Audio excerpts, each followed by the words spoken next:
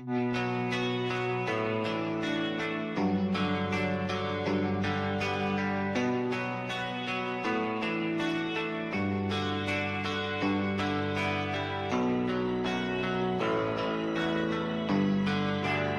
are you feeling? How long have you been here? 3 months, May 17th. And what brought you? That's difficult to answer.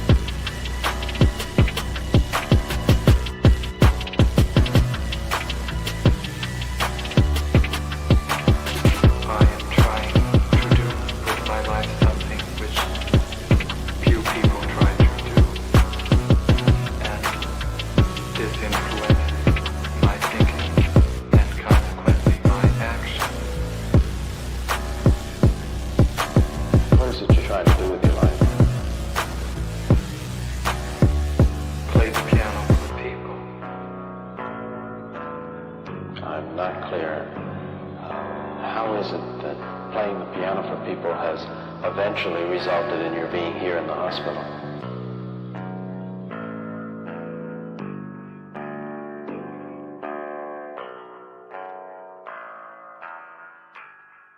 That's difficult to answer.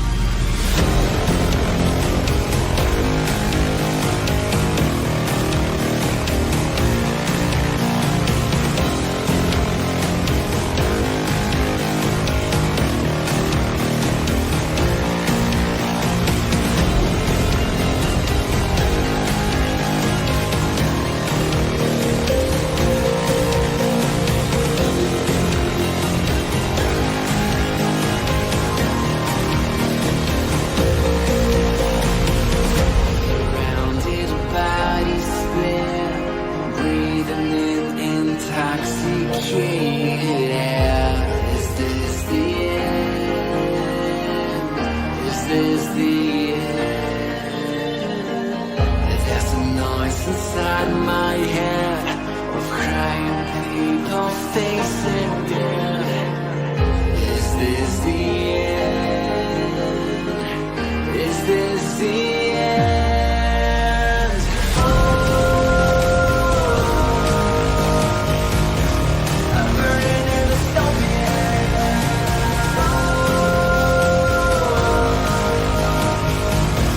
There's no place to hide.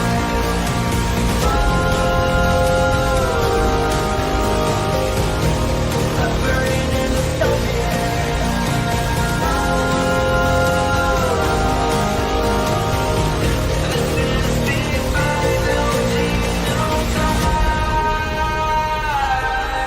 What have we done to the world?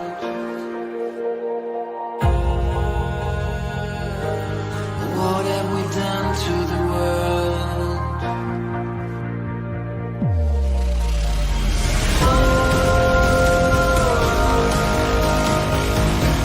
I'm burning in the stone.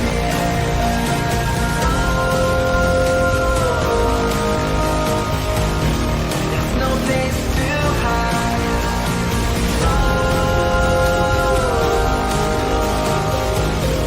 I'm burning in the stone. This is the final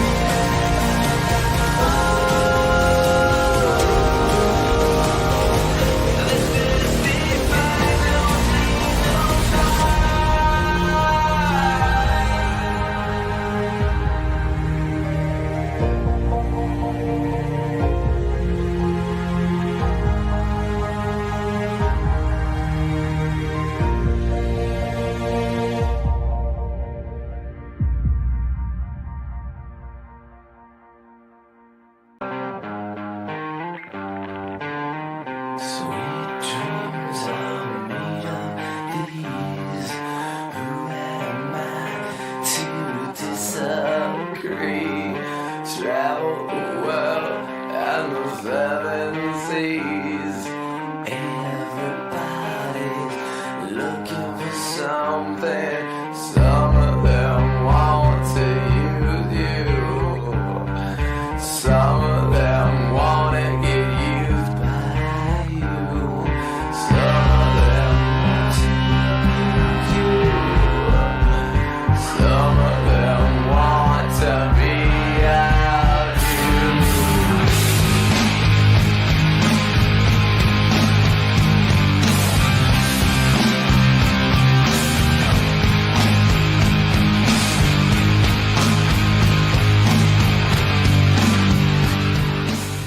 Who the fuck is Karlyn? She's just some sweet lady. She's like in a knitting. She does like a knitting stream. She's like a knitting YouTuber. She does knitting.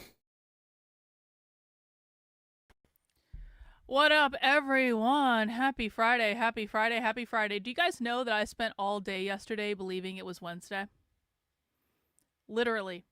I spent all day yesterday until about 10:30 last night believing that it was Wednesday and that the following day was Thursday. And I was so excited about this because I was like, yo, I can take the entire day on Thursday. I don't even have to stream or nothing. I can just do work and it's going to be so great. And then around 10:30 last night, I realized that it was already Thursday and I had missed the entire day. And I was like, is it fucking Thursday?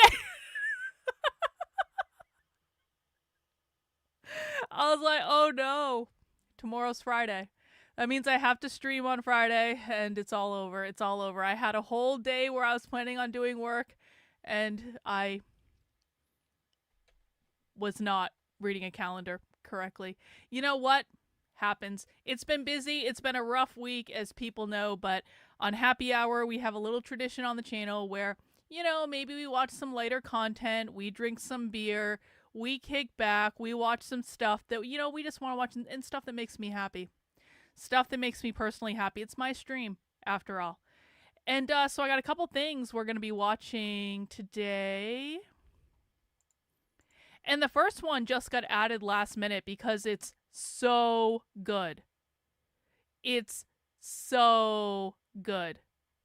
it's now I don't really like this guy generally. I think his name is like Vish Burra.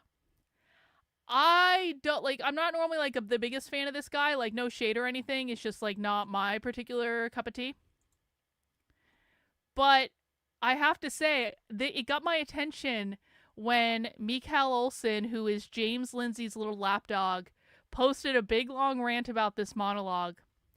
And then James replied to the monologue and said, Vish is such a shitty liar. It's just really visible here. And then I actually watched the monologue and I was like, oh shit. I watched most of it and I just like I was like, we have to watch this on stream. We have to watch it on stream. He shits on James so badly. I was like, oh god. James just got punched in the face by this guy, figuratively of course. And I was like, we have to watch it. We have to watch it. We have to. It's just the way it goes. Trendolin, can we please start the stream off with either the penguin song or the boner song? No, Trendolin. Listen. I appreciate the money, Trendolin, and I appreciate that you're absolutely going to let me crash at your house when I come to California when I'm on like the San Francisco, Northern California trip. But I don't do this to me, Trendolin. We will do it another time, Trendolin. I promise. All right. But thank you for the super chat. Very generous as always. I'll bring you a penguin piece of merch when I come out to visit. You know, can you imagine Trendolin and I actually in the same place at the same time? Trendolin, have we ever even met in person? I don't think we've actually met in person. I forget. I've met too many people and there's too many people that I haven't met and some people that I feel like I know really well I've never actually met in real life.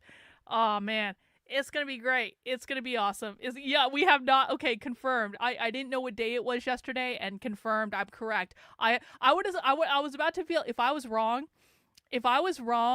and we had actually met in person like at the last convention or something, I was about to feel so bad. Like you could have really, Trendolin, you could have really gotten me if you had said, Karlyn, what the fuck were you talking about? We were drinking all night at the 2022 Reno convention. I was like, what the fuck happened?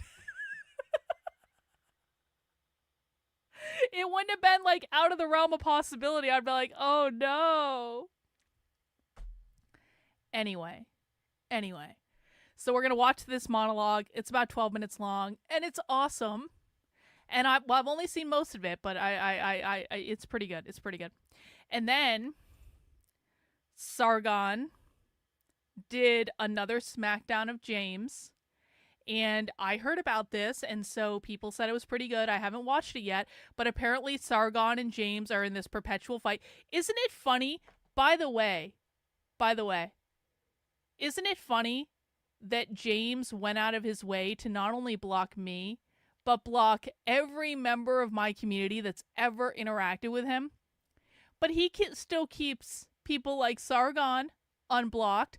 Why does he do that? Because he knows he can generate internet bullshit and drama by starting fights with them. But if James starts a fight with me, first of all, he knows I'm going to fucking win it. Secondly, when James fights with me, and he knows this, that inevitably ends up to more people watching my work and realizing how much better at this shit I am than James. This has happened over and over and over and over. This used to happen all the time, where James would pick a fight with me, or he would pick a fight with a member of my community. He'd be posting all about us on fucking Twitter, and then people from James's space would come watch my work, and then they would say things like, holy shit, Karlyn, I learned more in a week or two with you than James ever taught me in years. So then James blocked all of us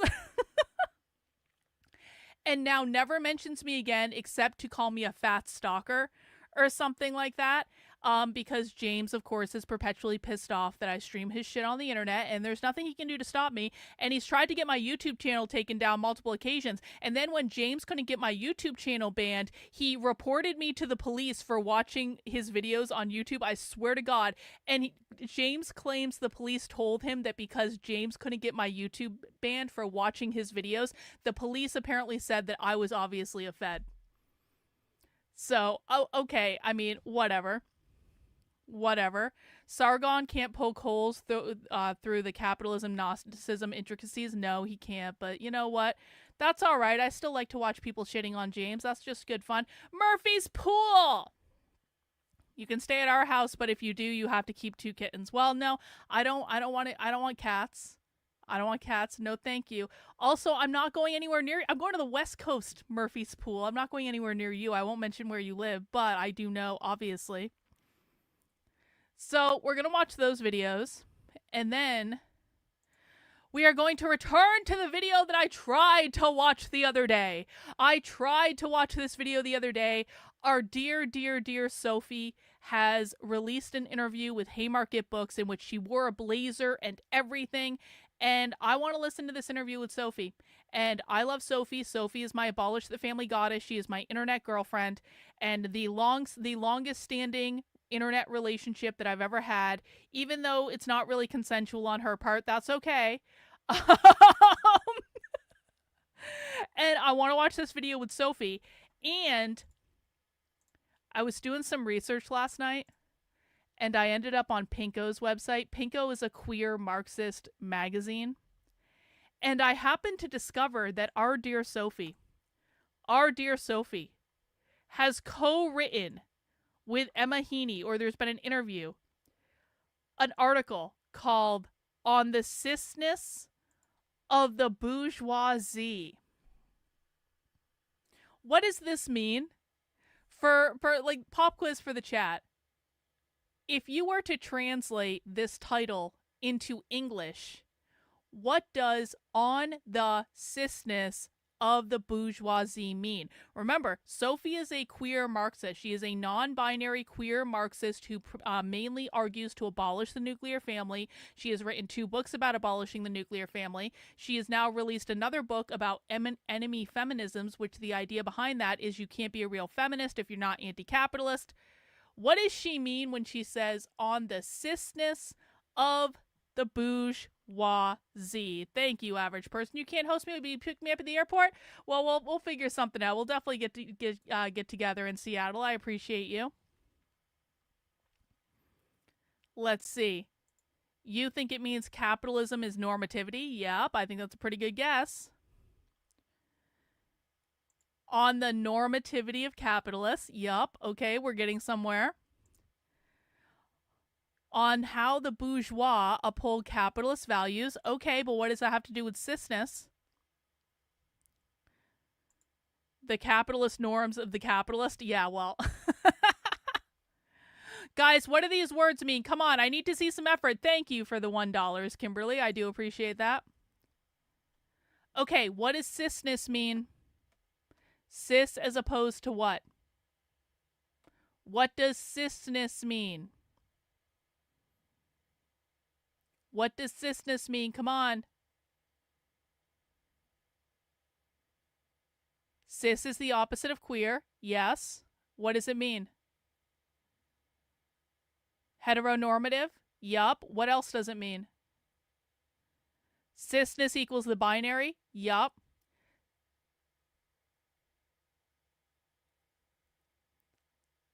Straight in the capitalist kind of way? Yup. Cis is going to be a reference to upholding gender norms, gender normativity. Bourgeoisie means the capitalist class, the owner class, on the normativity of the capitalist is how I would translate this. I think someone might have said that. On the normativity of the capitalist. And of course, normativity means the norms, the cultural norms, the gender norms that uphold capitalism.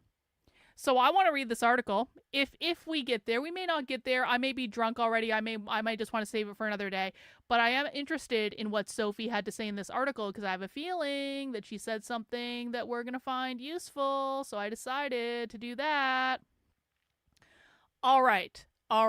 So we've got those things coming up. Now, of course, this is Friday, so I do have a beer selection with me. We will look at the beer in a second. I do want to remind everyone that if you want to support the work I'm doing, the very best place to do so is by heading over to my Substack. That is Karlyn, Karlyn .substack.com. Now, I posted a video earlier today. Just so people know, I am kind of doing a little bit of a fundraising drive because I have 2 undercover things that I would like to do in the remaining months of the year. I can't tell you when they are. I can't tell you where they are, obviously, because that would ruin it. But just trust me when I tell you there's some really good opportunities for me to get some great footage, for me to get some great materials, propaganda, go undercover at events that no one else is covering. And I need your help in order to be able to do that. The very best way that you can help me is if you are not already funding my work on the Substack for $8 a month, $80 a year. This is a great time to sign up because you allow me the ability to go out and cover leftist events independently of anyone else. And that means that you don't get any political narrative when I come back. I just show you the materials. I show you what happened at the events. I record them. You get to see the video. And that is the type of stuff you fund when you fund my work on Substack. As an independent journalist, I truly mean I'm independent. I don't have any political backers. I don't have any political masters. I will tell you what I think, even when it's not what you want to hear. I will always provide evidence. And my ability to do that depends entirely on you guys funding my work. So I would really appreciate it if you would sign up over there. That would be awesome. And if you guys ever want to make a one-time gift, just so you know, you can always do that on my main website, which is decodetheleft.com/support. There you'll find different ways to support my work, of course, including the Substack, but you do also have the option to make a one-time gift if you would prefer that, or if you're already supporting my work and you want to throw in a little extra. That would be awesome too, and of course, I really appreciate it. Super chats, of course, are also welcome as well, and, you know, whatever you guys want to do is cool. All right, let's talk about beer, shall we? Hang on. I got a whole fuck ton of beer today. Hang on. Hang on. This is the cooler bag that I dragged this stuff up here in.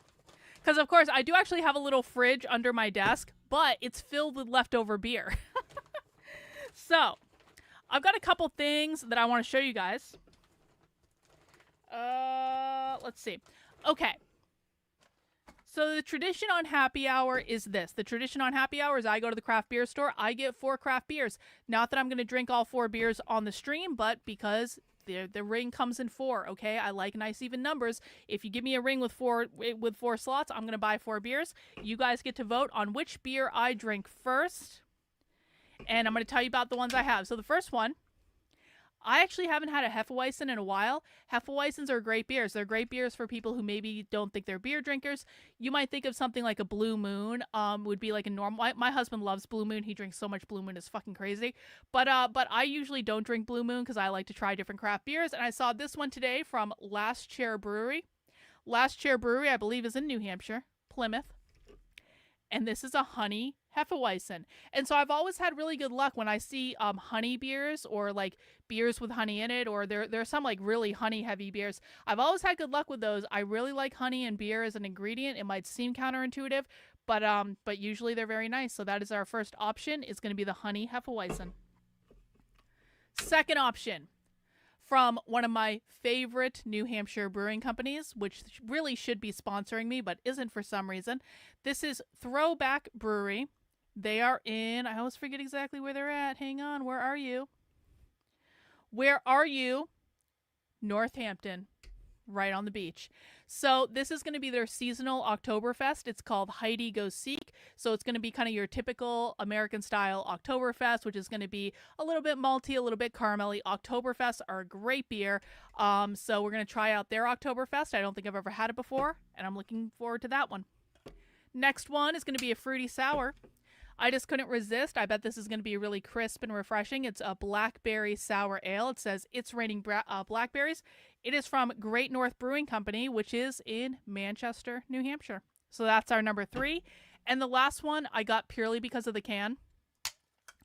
I saw the can and I was like, please don't be an IPA. Please don't be an IPA. Please don't be an IPA. Because, like, in my experience, a lot of the times I buy beer based on it having a cool beer can. And the coolest beer can designs are always IPAs. And I hate IPAs as a general rule. They're every once in a while I'll have an IPA that I like, but not too often. I've basically given up on even trying them at this point. I hate IPAs, and yet they always have the coolest beer can designs. And so I saw this on the shelf. I was like, if you're an IPA, I'm going to be so pissed off because it's got a superhero raccoon on the cover of the can. And I was like, what is that?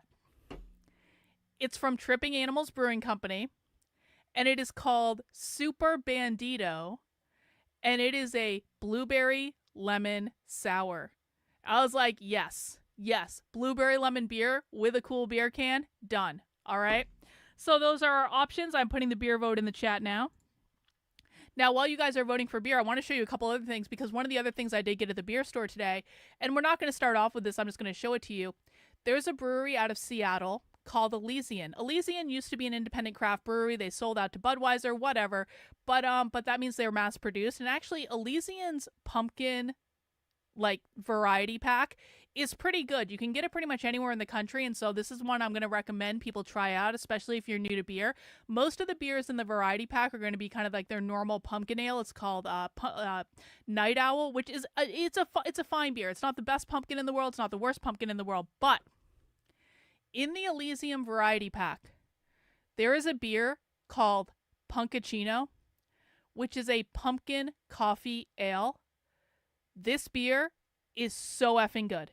It's so good. I literally buy the Elysium pumpkin variety pack just to get the Punkachino, because they don't come separate from the variety pack. You have to get it in the variety pack because they are so good. It's so addictive. And so if you find that near you and you're like, oh, maybe I want to try something new, that would be something good to try. Just saying. All right, let's see. Last chance to vote for beer. 10, 9, 8, 7, 6, 5, 4, 3, 2, 1. And the blueberry lemon sour Super Bandito won by 1.5 miles. So let's pour this. I bet it's going to be a really pretty color. Let's see. It's bright blue. Holy shit. I did not expect it to be bright blue. Wow. What a magical beer. I'm going to have to text Aaron, my blue beer fascist friend, and tell him I'm drinking another blue beer just for him, because he doesn't like blue beer. He's a blue beer fascist. Anyway.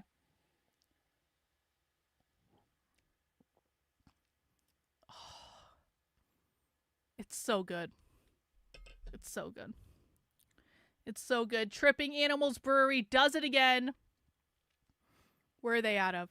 Florida. Tripping Animals Brewery is a Florida brewery. We salute you, Tripping Animals. Another blue beer. It's going to be awesome. All right. Let's get into the videos, shall we? Everyone, please make sure you mount the like button for me. Please make sure you are subscribed to the channel if you are not already. I stream Monday through Friday at 5 p.m. Eastern Time.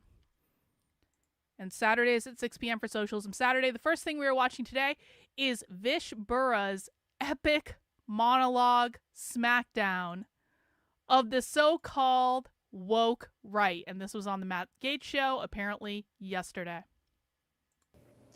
Tonight, I want to focus on an obscure concept that has made its way into political discourse in the recent years. I'm talking about the woke right. What is it? I wish I could actually tell you. The main critique of this term is that it's, in fact, vague, amorphous, and bends to the will of the person who uses it, usually to attack or smear someone as too radical or too right-wing in their thoughts or ideas. Lots of ink has been spilled over the last year as to warn readers of the scourge of the woke right and how it's especially popular amongst young people, particularly young men. Niche and obscure academics have used the term sparsely since 2021. Niche and obscure academics have used the term. Though its use really took off after October 7th, 2023, when the Israel-Gaza conflict reignited. Many people started using the term to describe a very small but very vocal segment of the online right that could be considered anti-Semitic. But the term didn't just stay to that small segment. As I had mentioned, the meaning of the term is vague and amorphous, thus the targets of the term also started to resemble nothing close to who this term was originally used to label. So I don't want to focus on what it means or who has been smeared with that label. Instead, I want to focus on who is using it and for what purpose. The main concern after October 7th was that young Americans' opinions and sentiments towards Israel was sinking fast. CEO of the Anti-Defamation League, Jonathan Greenblatt, stated as much in this leaked audio with his donors and board members. But I also want to point out that we have a major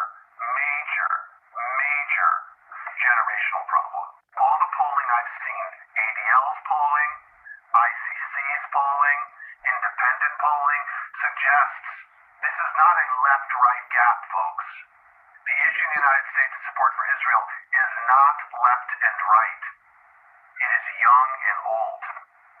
And the numbers of young people who think that Hamas's, massacre was justified is shockingly and terrifyingly high. Oh no, oh no. Israel's afraid. Israel's very afraid that young people are not on their side. I can't imagine why. And so we really have a TikTok problem, A TikTok problem. A generational problem, not left or right. A TikTok problem, a Gen Z problem. Greenblatt sounds terrified. So what to do? How does one solve this sentiment issue around Israel when talking about America's younger generation? Well, fast forward a year later, and here's Greenblatt on MSNBC with a new song he's eager to sing.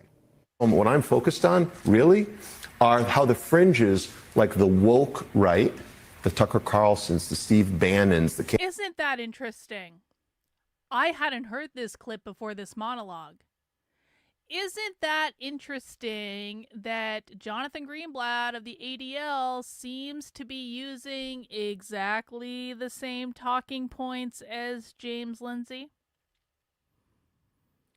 Isn't that interesting? Candace Owens and the sort of radical left, the Hassan Pikers and people like Mehdi Hassan, unfortunately, Max Blumenthal, have been fomenting anti-Semitism, blaming this war on the Jews or the Zionists or the neocons. And I think that kind of classic anti-Semitism I find very troubling. Sounds like Greenblatt has found his new crusade. The push to mainstream this term and concept doesn't stop there, of course. Here's JT Lonsdale, co-founder of Palantir, going on CNBC to push the same line during the 12-day war. I don't understand what this new woke right's doing. I think we've actually shown that the vast majority of the right does not want them to have a nuke and supports that activity. There's a lot of Islamist bot accounts online right now. It almost is starting to seem as though the entire woke right bullshit was always funded by Israel, doesn't it? Isn't that suspicious, considering we know for an absolute fact that New Discourses, which is James Lindsay's website, is also funded by Israel? We know that for a fact. We have the receipts.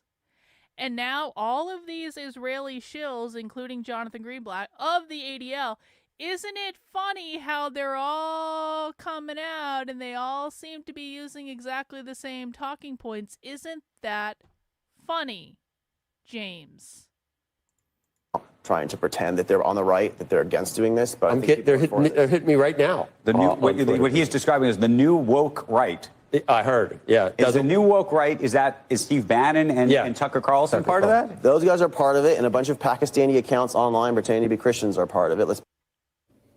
Lonsdale founded Palantir with Alex Karp, the same Alex Karp that bragged about Palantir doing this. We built PG, which single-handedly stopped the rise of the far right in Europe. Proud of stopping the right wing in Europe? How did that turn out, by the way? Because it looks like a cutscene from a Elder Scrolls video game as we speak. Make sure to thank Alex Karp for hellish scenes like this coming out of Scotland, since he's so eager to take credit for stopping the only people who could have prevented this scene from happening. What do you think Palantir intends to do to the right in America, by the way? I shudder to think. It doesn't stop with Lonsdale or Karp either. Matt Brooks, CEO of the Republican Jewish Coalition, an allegedly American political organization, has declared war on the woke right because he sees it as an existential threat not to America, but to Israel. Oh. The bigger issue, and this is something that I've spent a lot of time thinking about, and I'm talking to Prime Minister Netanyahu and others about, is the threat from the woke right is existential. He's having conversations with Benjamin Netanyahu about the existential threat of the woke right to Israel.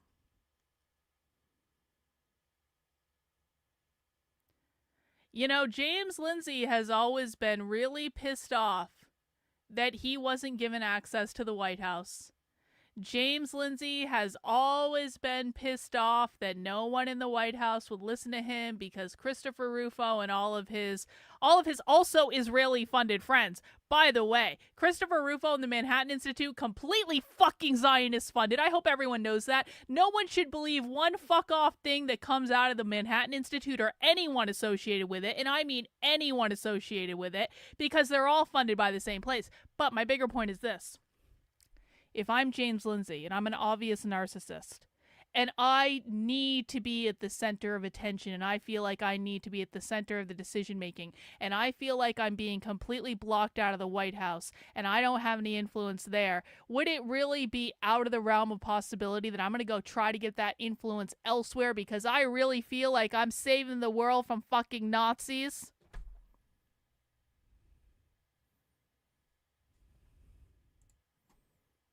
Listen to that again.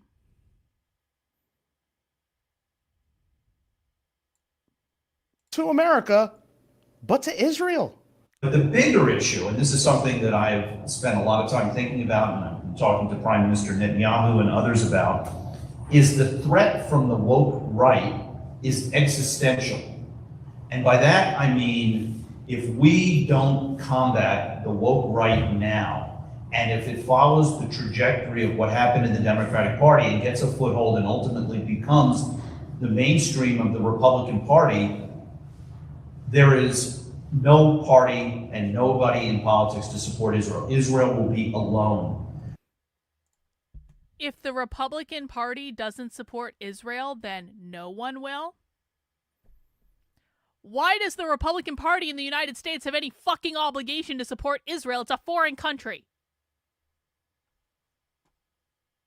Without a strong pro-Israel Republican Party, there is no support for Israel. If we lose the Republican Party, Israel has nobody. Those voices on the woke right have got to know that if you are MAGA, you are also pro-Israel. And if you want to and argue that Israel is not an ally and Israel is a liability, well, let me just tell you, you're going to have to go through the Republican Jewish Coalition first. Well, I'm actually fine with that. I'm actually perfectly fine with that. The Republican Jewish Coalition can go fuck itself if it thinks we have any obligation to a foreign power at all in any way. And rest assured, that concept has made its way all the way to the top of Israel's leadership. If you're telling me that there's work to be done on Gen Z and across the West, yes. And by the way, it's not only our job. We are, as your colleague Douglas Murray has said, we're the litmus test for the survival of the West, because these people are against the West. They're not for the West. Israel is not in the West. Let's back the fuck up. Israel is in the Middle East. Israel is not in the West. Therefore, Israel cannot possibly be the savior of the West because they are not in the West. Against the West. And there's the horseshoe effect of the woke left meeting the woke right, and challenging the basic precepts of Western civilization. And I think that has to be challenged not merely by Israel or by me, but by you. And I know that you're doing it, and I want to commend you for doing it. Isn't that funny that Konstantin Kisin was one of the very first people to use the term woke right in its current context? Konstantin Kisin, months and months and months and months and months ago, put out an article about the woke right. And now Benjamin Netanyahu is on Konstantin Kisin's fucking show talking about the dangers of the woke right. And Konstantin, you are so stunning and brave in fighting the woke right and saving the West, even though Israel isn't in the West, they're in the East.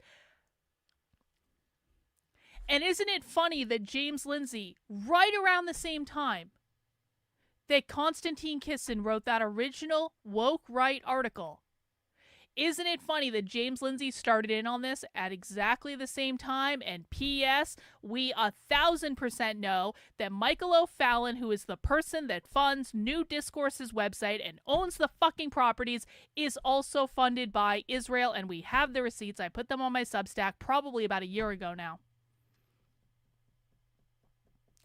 Isn't that funny? Isn't that funny? Well, we've certainly been challenging the woke right. Yeah, Konstantin. It is incredibly important to note that Israeli Prime Minister Benjamin Netanyahu is the only head of government, the only leader of a nation to use the term woke right unironically in this manner. No other world leader has mentioned or uttered this term. None. Not even President Trump. Netanyahu gives the game away right there. Yeah, that this is about America's Gen Z. This is about their sentiments towards Israel. And that combating the woke right will determine the West's survival.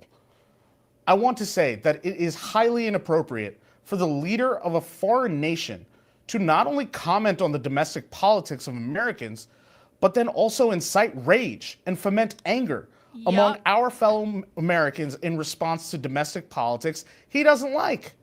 It is not okay for foreign leaders to try and divide Americans for their own political interests.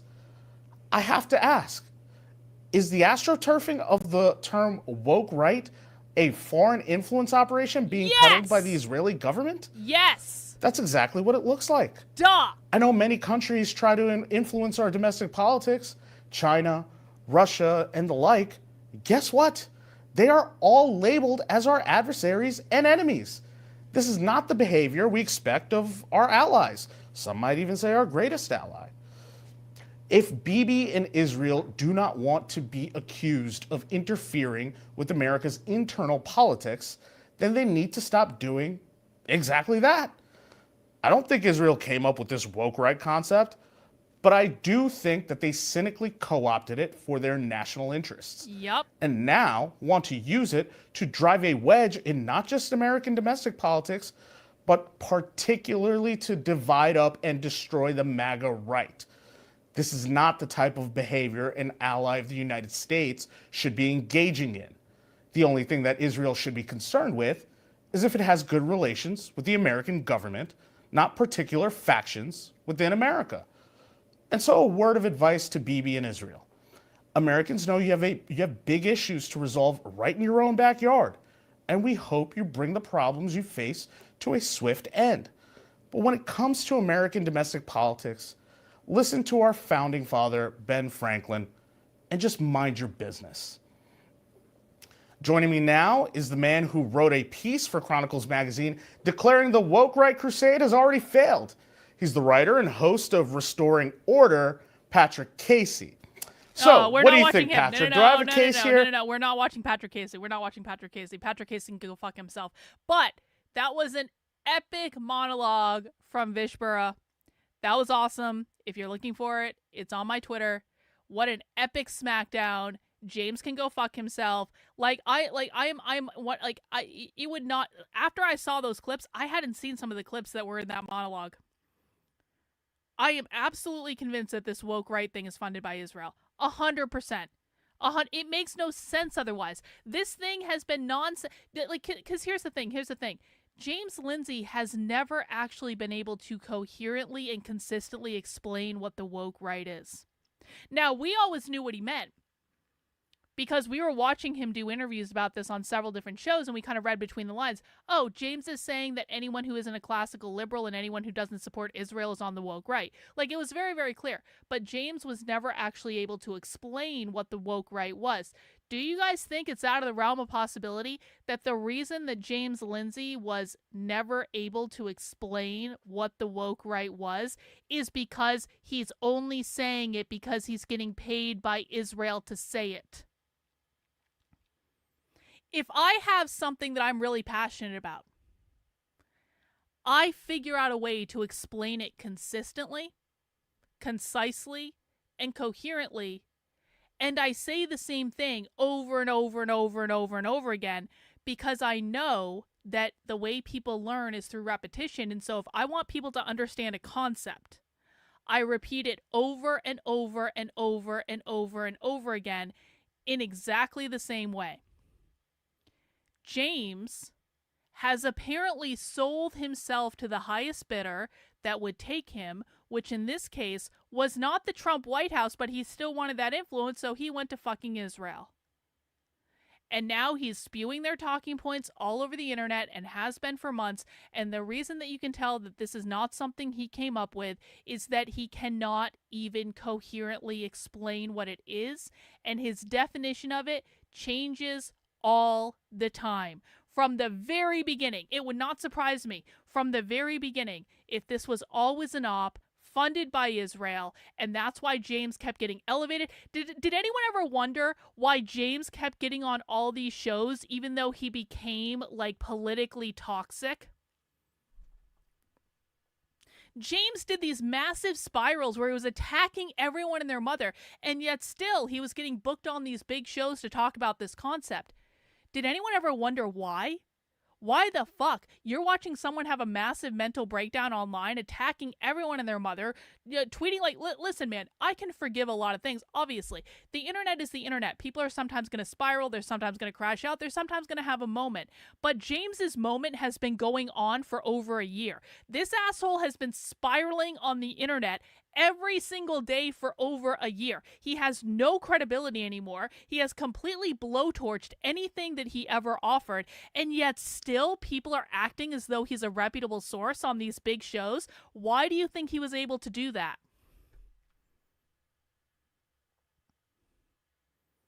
It's because it wasn't coming from James. It was coming from somewhere else. And, you know, I'm not surprised. I'm just disappointed. I'm not surprised that James Lindsay is a whore to Israel and Bibi Netanyahu. I'm just disappointed. Oh well. At least we know. All right, guys, that's where we're going to start off, but we are getting into the Sargon segment now. I have not watched this yet. I have no idea what Sargon says in it. But apparently Sargon has been fighting with James Lindsay, and so let's see what Sargon had to say. I recently had a back and forth on Twitter with everyone's favorite liberal, James Lindsay, and he decided he was going to come out and make the arguments, and they weren't good arguments. So he was arguing that, in fact, Britain is sovereign. Actually, liberalism has served Britain just perfectly, and there's no difference really between what Britain has and what Israel has. Now, I made the point that no, Israel has a state that is... Hang on. Guys, there is a shocking disparity between the number of people who are watching right now and the number of people who have mounted the like button for me. As a reminder, mounting the like button lets YouTube know to recommend my content to more people. If you want to help me out, mount the like button. If you don't want to mount the like button, you can high five the like button. You can put your arm around the like button. You can give the like button a kiss on the cheek. You can give the like button a slap on the ass. You can do whatever you want to the like button. But I need to see those numbers come up. We'll watch the video, but I need to see those numbers come up, folks. Come on. I'm not asking you for super chats. I'm literally just asking you to like the fucking video. Come on. Couple more. Come on. You're going to get it over 100 or I am not playing this video until there are at least 100 likes on the video. Almost there. Come on, you guys can do it. There are people complaining right now. They're like, I'm not liking the video just because that bitch asked me, because they're too fucking lazy to go watch the Sargon video for themselves. All right. Thank you. Thank you. Thank you. Okay. Thank you. So I recently had a back and forth on Twitter with everyone's favorite liberal, James Lindsay, and he decided he was going to come out and make the arguments, and they weren't good arguments. So he was arguing that, in fact, Britain is sovereign. Actually, liberalism has served Britain just perfectly, and there's no difference between what Britain has and what Israel has. Now, I made the point that no, Israel has a state that is acting in the interests of the Israeli people. And so I kind of baited him a little, saying, well, I support the Jewish claim to a Jewish homeland. Don't you? And he said, no, I'm not going to play that game. I said, no, I'm asking you why you accept the idea of collective rights for one group, that is the Jewish Israeli claim to Israel, and not the English claim to England. And so the fun begins. Oh, God. So, James, I'm going to read through his whole reply, because this is just an eye-opening reply for someone who's calling everyone else woke right. He says, you know the difference. The Jews were scapegoated and oppressed in nearly every country, especially the European ones, while they were stateless. Israel was reestablished roughly in its present location. Wait, hang on. Maybe Carl will say this. The Jews were scapegoated and oppressed in nearly every country, especially the European ones. Does James realize that he literally just made the critical race theory argument? The critical race theory argument is black people were brought to America as slaves, as private property.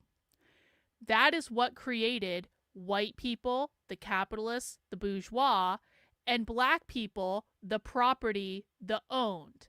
This is what created systemic racism, or the system that upholds racism, which is what created all disparities in America, because slaves were oppressed by the evil bourgeois capitalists, and ergo, therefore, because slaves were oppressed by the evil bourgeois capitalists, the only way to account for this oppression is to do a redistribution of wealth, where you take the capitalist property and you make it available to the collective, so you fix the hierarchy so that everyone has access to all the resources. James literally just made the critical race theory argument about the Jews, saying, the Jews were oppressed, and therefore we owe them something. No, James, we don't. A solution to this Holocaust-generating problem, seeing as they'd been in exile from the nation for about 1900 years at the time, but because of the neighborhood and the circumstances, it was established as an ethno-state with Jewish-specific privileges. Yeah, England, of course, has never been under this kind of threat, at least not since the North. James is literally arguing for reparations for the Jews. And not quite so severely. And then he tries to, I mean, this is amazing. The English are also a bit of a complicated mix of people groups. Not really, if you want to get really ethnic about it. So now, that's the core of his argument. And so we have established a couple of things. It's a special case for the Jews. It's not the same for you. They get something different because of historical oppression. Sounds kind of woke. And then he gets into the sort of, as AA put it, the Robin DiAngelo deconstruction of who even is English actually, who actually would be claiming the right to England. And he finishes by saying, well, look, you are actually just trying to be a Nazi. I mean, genuinely, I'm genuinely trying to be charitable, but he just ends up, it's worth mentioning that while discussing German citizenship in the Third Reich, Hitler, blah, blah, blah. Oh my God. Right, so, okay, James. Everyone else is woke right, but you are woke right for the Israelis. And everyone who critiques this or wants a state that acts in the interests of the nation itself is Hitler, apart from the Israelis, who have got a special out because of historical oppression. And so I replied to this by like, look, James, this is very clearly rules for thee, but not for me. And this is genuinely the crux of everything that he's saying here. He said, and I've made the point that, look, the Jews are actually not a unique instance of what happens to a stateless people. It's just that most stateless people don't have the resilience of the Jews. And so they just go extinct. And so this is not something that is unique in history for a stateless people to be mercilessly persecuted by people who have a state.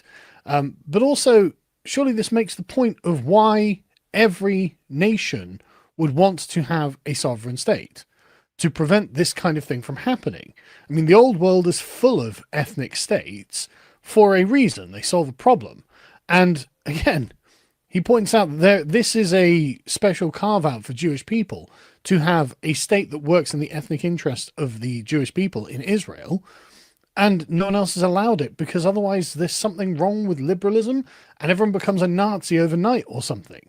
And the thing is, I think that it would be madness not to learn from the tragic history of the Jews. And I think any sensible Jewish person would say, yeah, no, why would you want to have a government that privileges foreigners at the expense of the native people and like make sure that no one can have that apart from one people? I mean, surely you'd think that would create resentment against that one particular state that was actually operating in the interests of the people it purports to serve and rule over.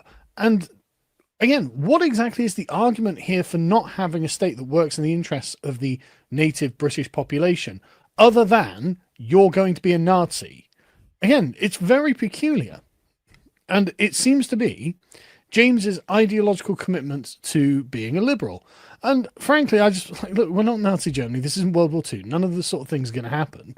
And James goes on at length as well about how he thinks England is. I'm like, mate, you're not here. You don't understand how bad this is. And so he started coming back at me, pointing out, oh, my view is not rules for thee, but not for me. It never was. Wait. James wrote. James writes more. Oh, God. I cannot fathom writing Twitter responses this long. You just know James is all up in his feelings. He's like, he's like so focused. He's like so fucking autistic about it, where James has to correct everyone that doesn't agree with him on the internet in the most ridiculous and like wordy and, elaborate possible way. Exactly what it is. Because of a critical theory style historical carve-out for the Jewish people alone, only they are allowed to have a state that operates in the interest of the Jewish people, but everyone else has to have a state that operates in the interest of international or global liberalism, and so provides exactly the same level of rights to anyone in the world who arrives here, even at the expense of the native people. And then he started deciding that actually the British state, the United Kingdom of Great Britain and Northern Ireland, is no different to the nations underneath it. So, I mean, if you're worried about fascism, James, that's basically the fascist position you have arrived at, because he says the United Kingdom already has exactly the relevant thing Israel has, which is national sovereignty. No, you can have, we have national sovereignty, in effect, but what we also have is a state that is hostile to the nation. And so actually the nation doesn't really have sovereignty. The nation is in fact occupied by a hostile state. And so saying, well, look, the United Kingdom is already sovereign. It's as free as any other nation to be whatever, any ethnicity they want, or whatever terms they want. It's like, okay, that's fine. That's what I want. I want a state that is actually not going to persecute me. And so he says, see, they don't want the same rules. They have the same rules, which is sovereignty. No, we don't. Again, the peoples of Britain, the English, the Northern Irish, the Scottish and the Welsh, are occupied by a hostile power. We do not have a sovereign state that is acting in our interest. You can't call it sovereignty if the state is acting in the direct opposite, in direct opposition to what the people want. And the thing is, we know what the people want because we are democracies. We have voted time and time and again on one particular issue, and it's not even close.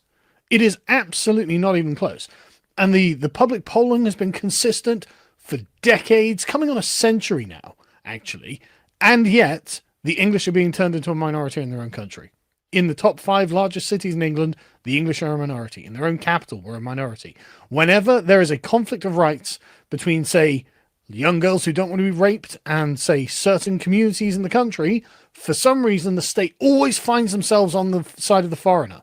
It's not even accidental, because you would think occasionally it would accidentally come down on the side of the native people, but it never does, because it's not a coincidence. It's not accidental. And so he says, "What? See, so you're just doing special pleading?" It's like, no, absolutely not. I think it's completely fair for me to ask for the same as other people. I don't think anyone should have a carve-out. I don't think anyone should have a state that operates against the interests of the nation, right? No state should be doing that. And that's a completely fair rule that I think I'm arguing. And then he highlights this and it's like, sorry, I'm correct here, James. You have shown yourself to have, you specified, you stipulated the carve-out that you wanted to accept outside of your liberal ideals, and then you said, right, Israel can have them, but you can't. You can't have a government that abandons the liberal principles of universality in order to make sure that one particular group, as in the native people of Britain, prosper. Israel can have that, Britain can't have that, and you're a Nazi if you say otherwise. Yeah. And you have the temerity to call other people woke right and then say, well, hang on a second, don't the English have a claim to England? You say, well, what is an Englishman really? Again, you have, it's the gall, James. It's genuinely amazing. You have the gall to call other people woke right at this point, frankly. Because, let's be real, you are just a leftist. You are just a leftist. You're just yesterday's leftist. And you find yourself completely, like, honestly, almost alone. Like you're surrounded by people like, you know what, James, I don't think that's going to work. I saw James complaining on Twitter the other day. As you guys know, I monitor James Lindsay's Twitter account from behind a block just because it's so entertaining. Like, you just never know what James is going to say and do. And it's like, it is a train wreck. It's a train wreck that you can't look away from because, like, what, like, just when you think it's gotten as bad as it's going to get, no, he just keeps spiraling. You just have to keep looking at it and going, James, this is, like, fucking insane. And I saw James bemoaning the fact, he said, basically, this isn't an exact quote, but this is basically the gist of what he said. He said, I've lost all my supporters and I have to start over again completely. And I was like, you know what, James? Welcome to the fucking club. Welcome to the fucking club of being excommunicated from the conservative establishment and actually having to build your own thing on your own instead of being artificially inflated by all of these fucking grifters that you chose to interact with that were always intellectually dishonest, that were always going to discard you the minute that it got inconvenient. Welcome to being a real live adult, James, where you have to figure your own shit out and make your own money and actually stand on the temerity of your work. And obviously you can't do that because you went running to Israel for money. There are some of us, James, that never sold out. And I paid dearly for never selling out. I paid dearly for getting handed the talking points and saying, nah, I'm good. I'm going to say what I want. I paid dearly for all of that shit. But do you know what I did, James? I went independent. I built my own fucking community. I'm not funded by anyone but normal people, whereas you took their money over and over and over and over and over again, and then they discarded you as they were always going to do the minute that you spiraled on the internet and got inconvenient, because it's all about image and brand, darling, and they were never really on your side in the first place, and you had no intellectual honesty and no intellectual integrity to stand up and say, this is what's right. And now you're all surprised when no one wants to support you because you proved you were an intellectually dishonest shill from the fucking jump, and that never works out long term. It might work out short term. It never works out long term. So good luck, James. Good luck. I've been down the road you're going. I know how it goes. Good luck, bro. We'll see who's around in a couple years, because I'm still going to be here. I have an independently built community. Do you? For us. And again, calling people Nazis, man, if you're like, the British state is sovereign, and it's like, yeah, James, okay, great. The British state is sovereign, but it's not a national state. It's an international state. In fact, the British state has always been an international state, and now it's really acting like it. And so James is completely sure that we would want liberalism. More liberalism is the solution to this problem. And that is, of course, not the case. Liberalism is what has brought us here. It is the reign, the tyranny of human rights, universal human rights, that has put us in this position.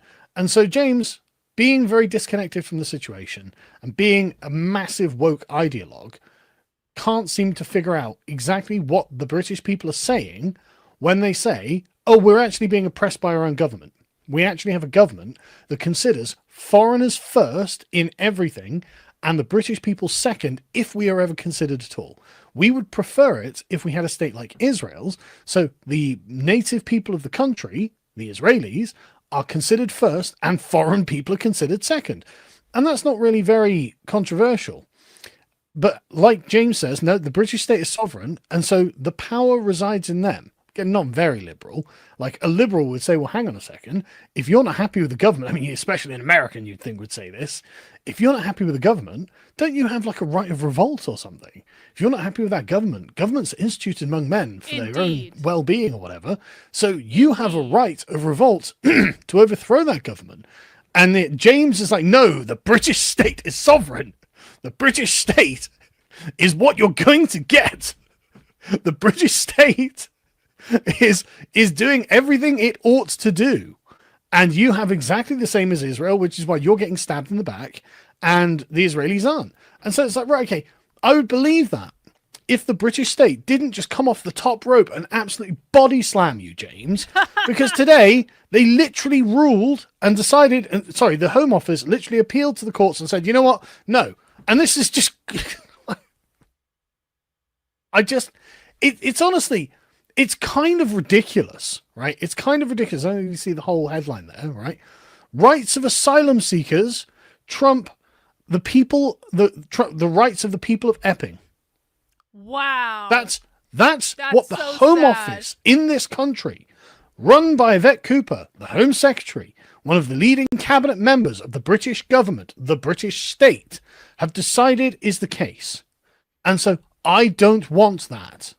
I don't want laws to be on the books that can arrive at this point, that can be made appeal to.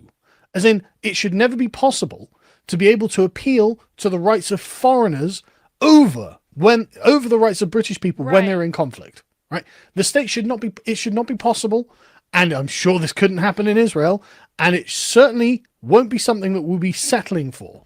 Do you understand? And I don't care whether you're like, oh, but my precious liberalism, as if this is your religion. I don't care. I'm not bothered by your offense on this.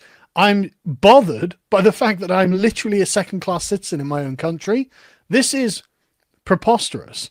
And honestly, James, on this, you are just wrong on everything, right? You are just wrong on everything. Real, Sargon. The sovereignty of the state over the people, the nature of the carve-out that you've given, the weird woke argument that you make to establish this carve-out, and the fact that you don't know anything about the situation in this country where we are literally, I mean, this is the state arguing in favor of rapists, right? Literally saying, no, the rights of these people who have been predating on your children are more important than the people of Epping, the people of Britain, the people of England. It is just preposterous that there's anyone on the other side of this, and yet James Lindsay finds himself in alignment with Keir Starmer's globalist government, because it is liberalism that has brought us to this place. It is liberalism that has done this to us, and it is liberalism that will continue to do this to us until we finally decide, you know what, we've had enough liberalism. Yes, correct, correct.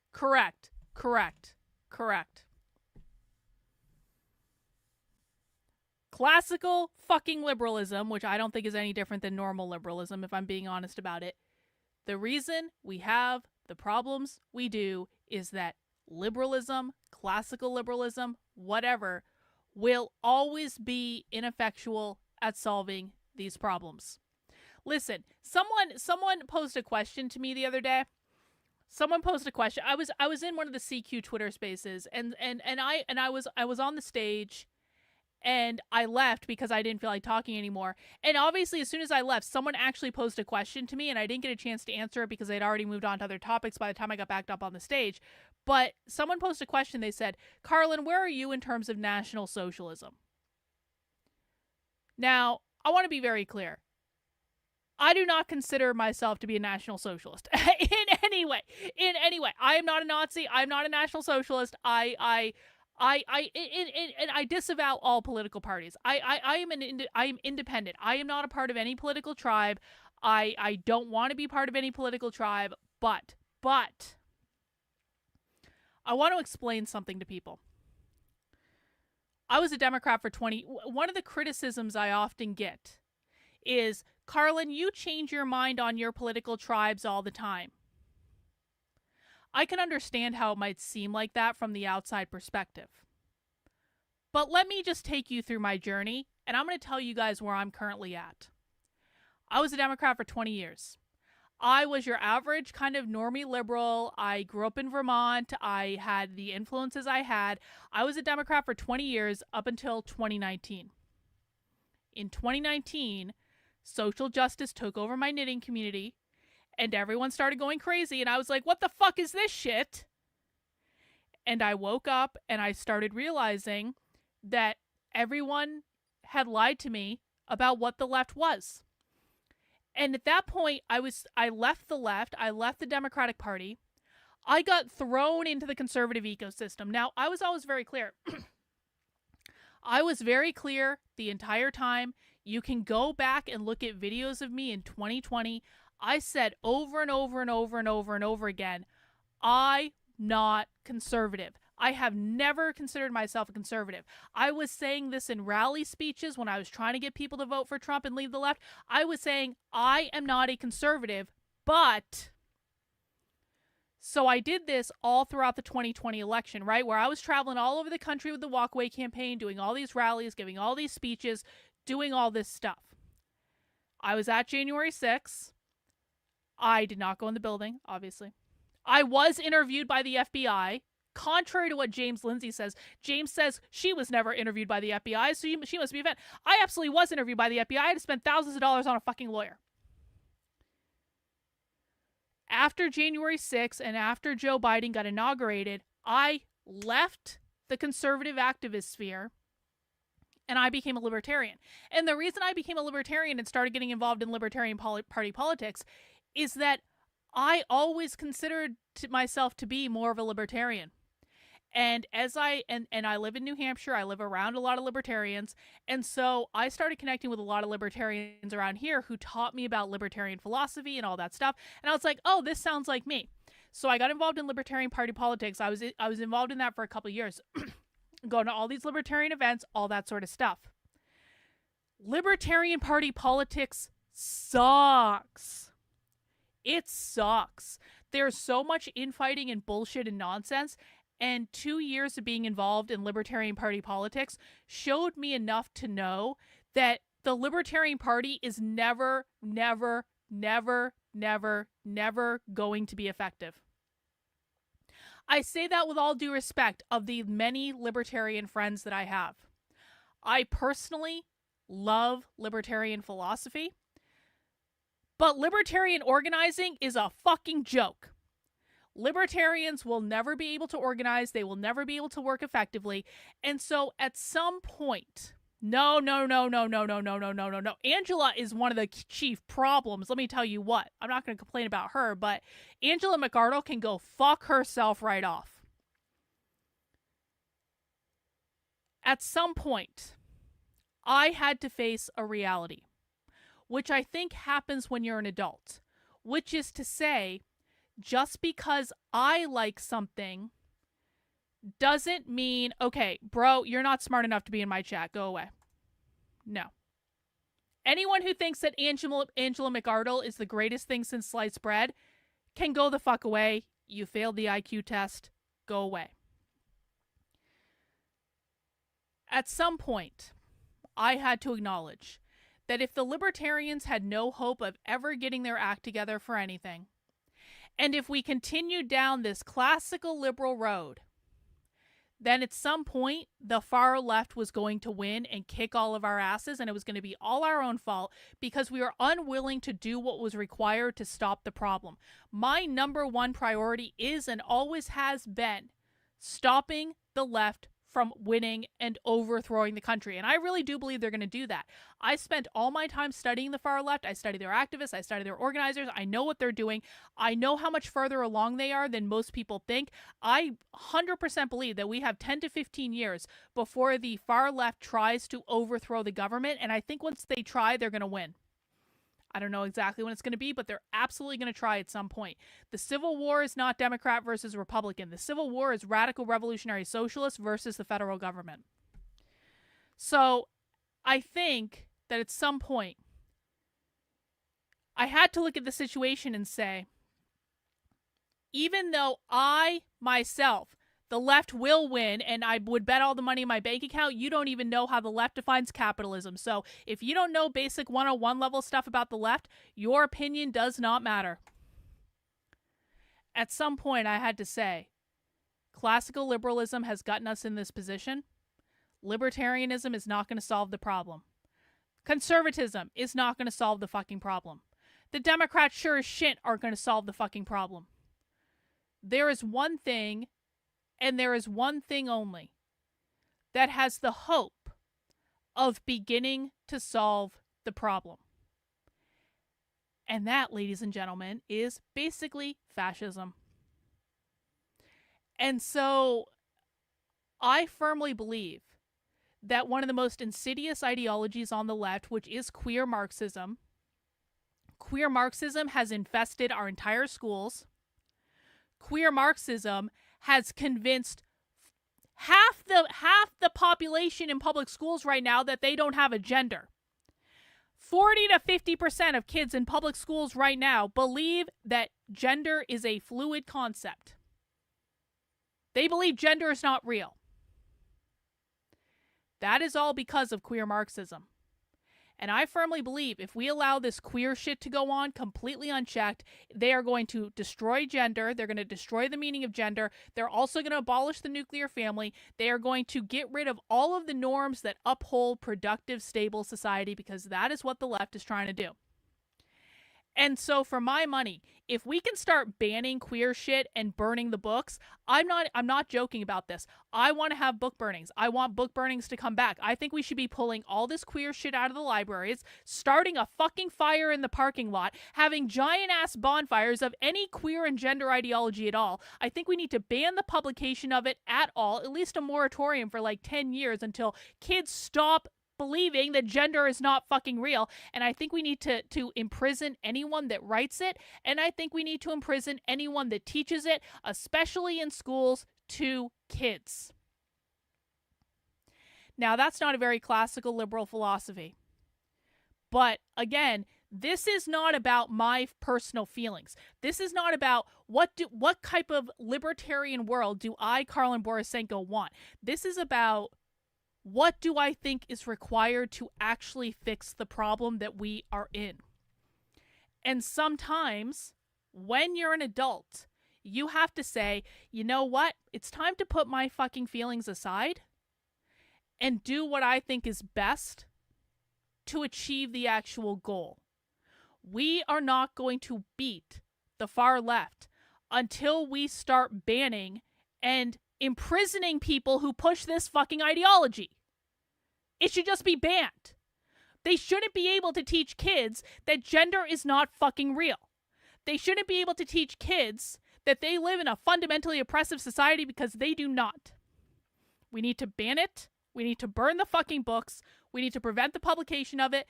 And so if fascism is the only ideology that will allow me to do that, then yeah, I will dabble in fascist. Yeah, 100%. Because I'm an adult.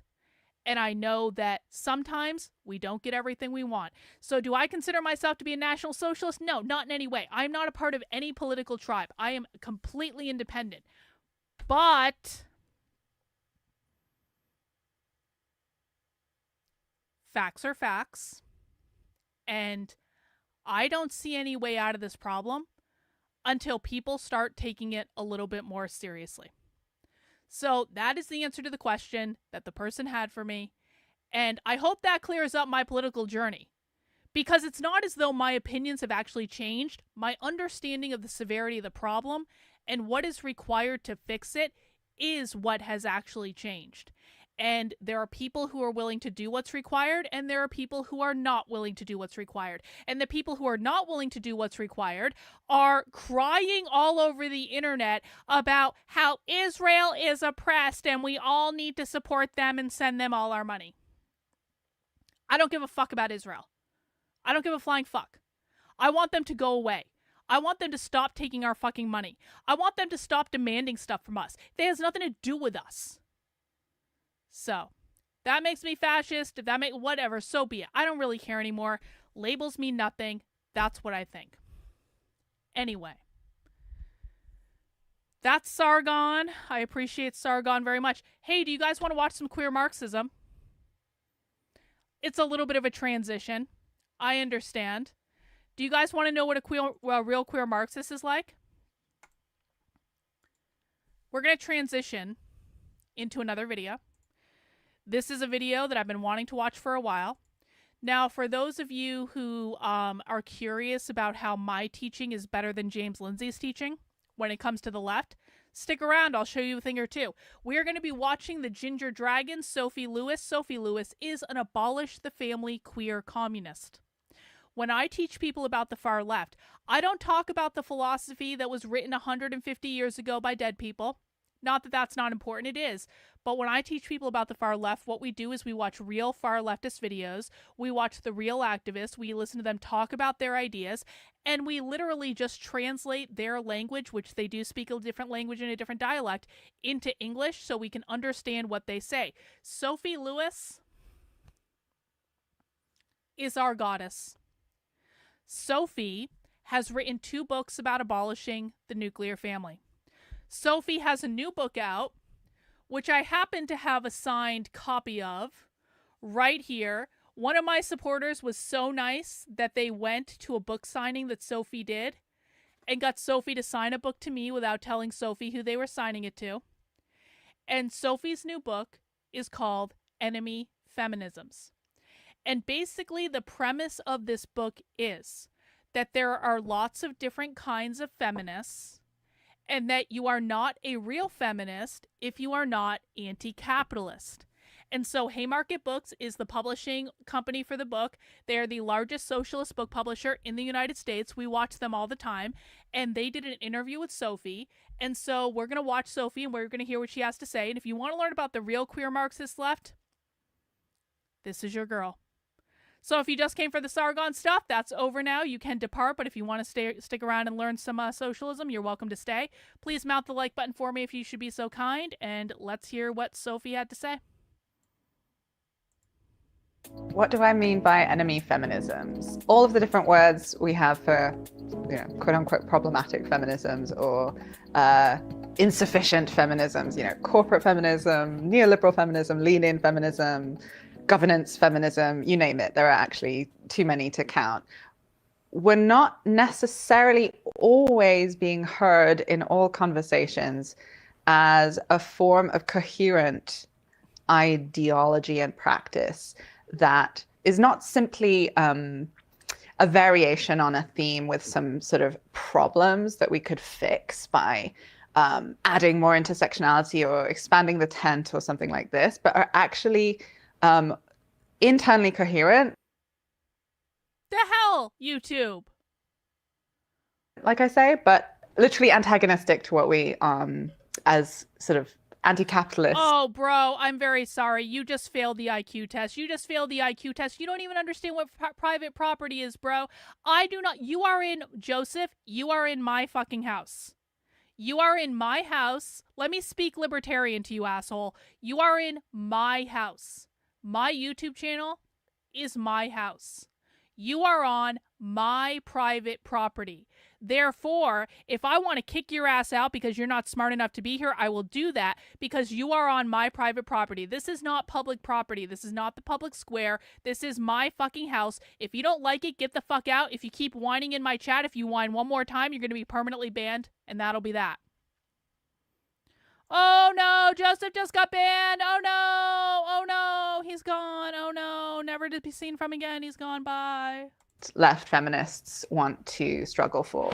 So it's not so much a kind of dismissal of the types of conversations that have been had for a very long time. In fact, arguably, a conversation about white feminism has actually been happening since 1851 in the United States. And the question, you know, ain't I a woman, or what you mean we white girl, has been an ongoing theme of kind of feminist debate and internal conflict for the last,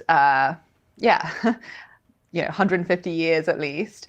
There is something that sometimes falls out of the conversations, and that's not the fault of the wonderful authors who've been trying to draw attention to, you know, white feminist logics. I realize. By the way, for any CQ radio folks, and other people might be interested in this too, I'm thinking about doing a stream later. This will not be on my YouTube channel, so I'll put my Rumble link in the chat. Make sure you subscribe to my Rumble.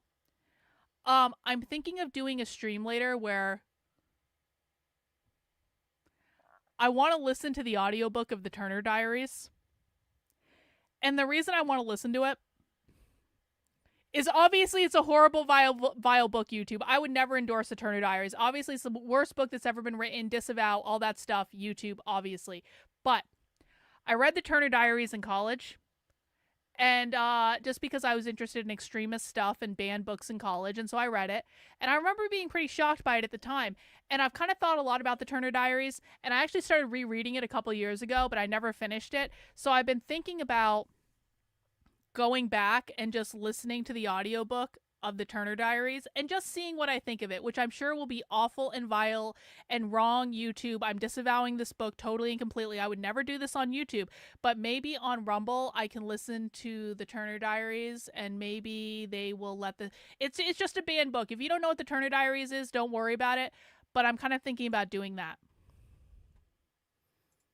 That for me, something slightly stronger had to be said to really ram it into our heads that feminism is an extremely strange inheritance with duality and contradiction written right into it in its birth. I think it's extremely fascinating that the opening words of Western feminism have completely opposite definitions of what feminism is.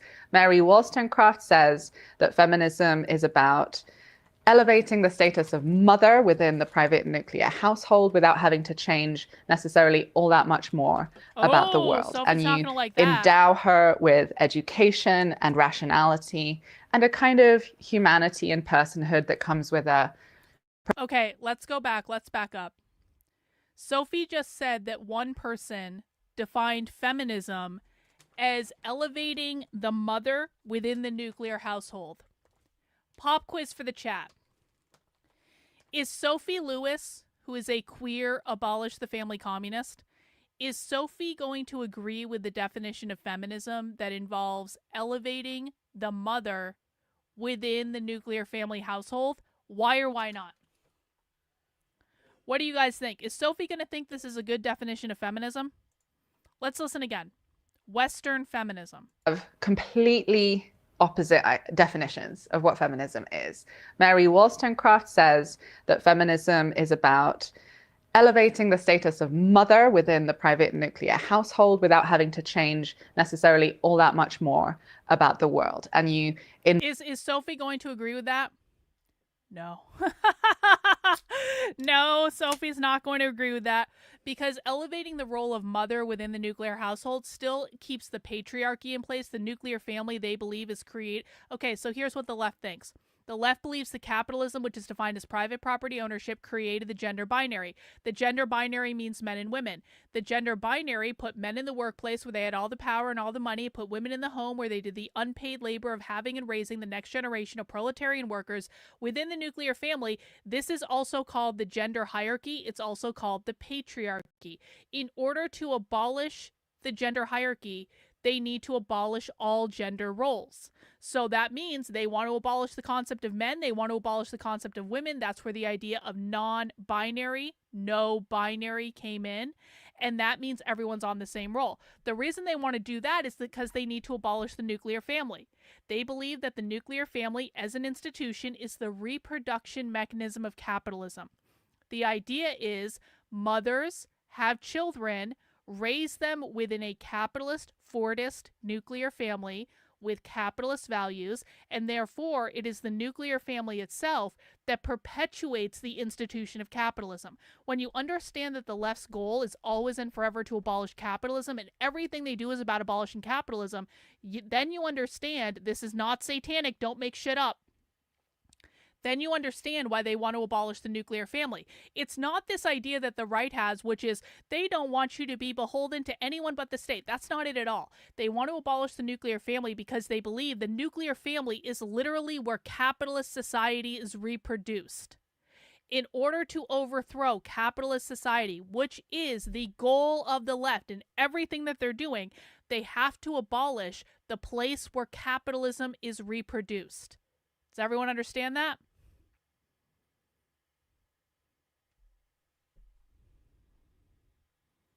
Endow her with education and rationality and a kind of humanity and personhood that comes with a proprietary relationship to children, and therefore also the future of the nation and the...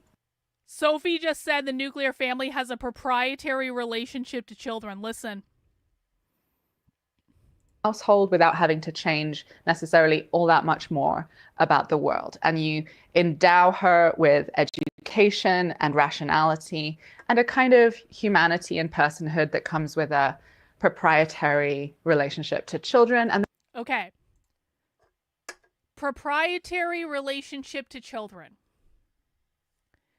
In order to understand what Sophie means by that, you have to understand that when I say the left's definition of capitalism is private property ownership, that is a very specific definition.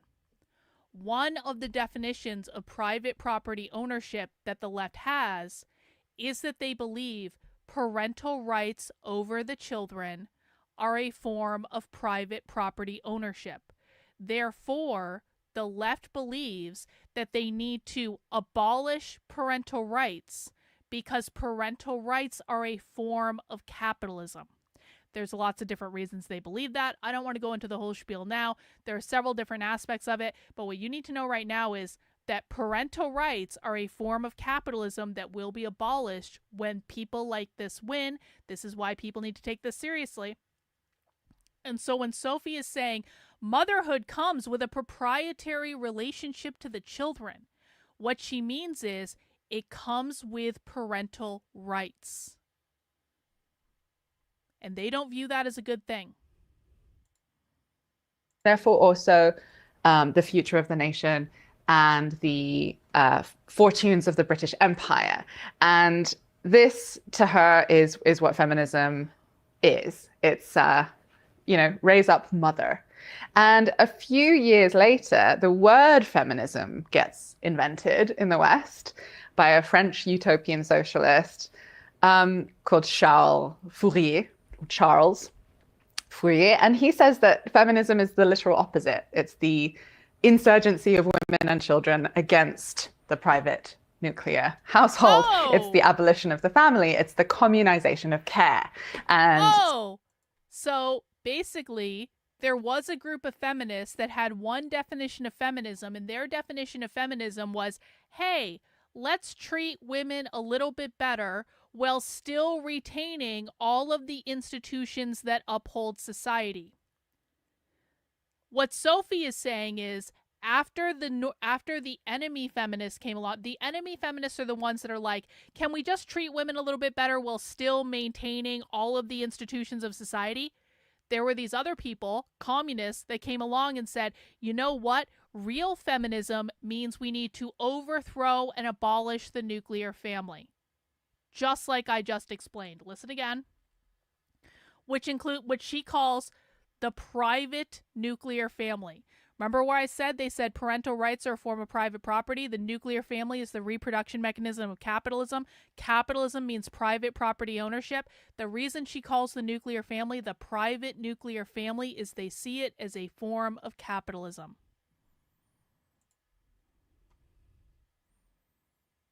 French utopian socialist called Charles Fourier, and he says that feminism is the literal opposite. It's the insurgency of women and children against the private nuclear household. It's the abolition of the family. It's the communization of care. And so people who are familiar with my earlier work. The communization of care means everyone belongs to everyone else. The children belong to everyone. Everyone is responsible for caring for everyone else. Won't be surprised to learn, which side of that dichotomy I'm on, right? I think feminism is the communization of care and the insurgency sort of in and against and beyond the family form, which is a sort of machine for hierarchized gender. The family is a machine for hierarchized gender. Remember earlier I said capitalism created the gender binary. The gender binary put men in the workplace, women in the home. This is the gender hierarchy. Sophie is saying the nuclear family is a machine for hierarchized gender. That is what they're trying to get rid of. They're trying to get rid of the hierarchy. Their solution to getting rid of the hierarchy is to get rid of gender and to get rid of the nuclear family. This is great. Sophie's so good to us. This is why Sophie is my longest standing internet relationship. All of my other internet relationships have died off. Sophie is always true to us. Sophie never lets us down. Yeah, before you guys go into your conservative thing where you're like, these people don't have children. Sophie doesn't have children, but there are absolutely abolish the family communists who do. And quite frankly, it's a stupid, dumb argument that reflects the fact that you don't understand the points they're actually making. So these people do have kids.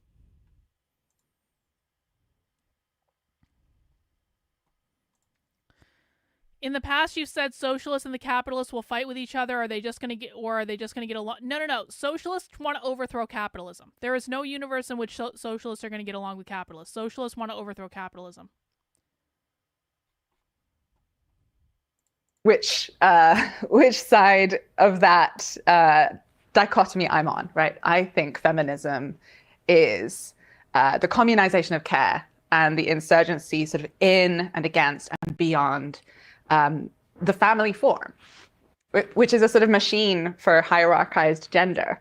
That's how I kind of want to understand the materiality of feminist history.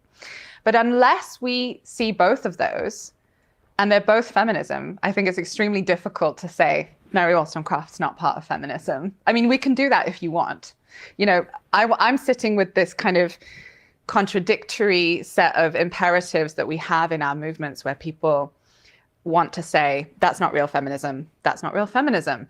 These trans-exclusionary or trans-annihilationist actors who call themselves radical feminists, they're not real feminists. These people who are campaigning against the hijab or the burqa in the name of civilization or the West, they're not real feminists. These people who are building carceral humanitarian policy around the topic of sex trafficking, they're not real feminists.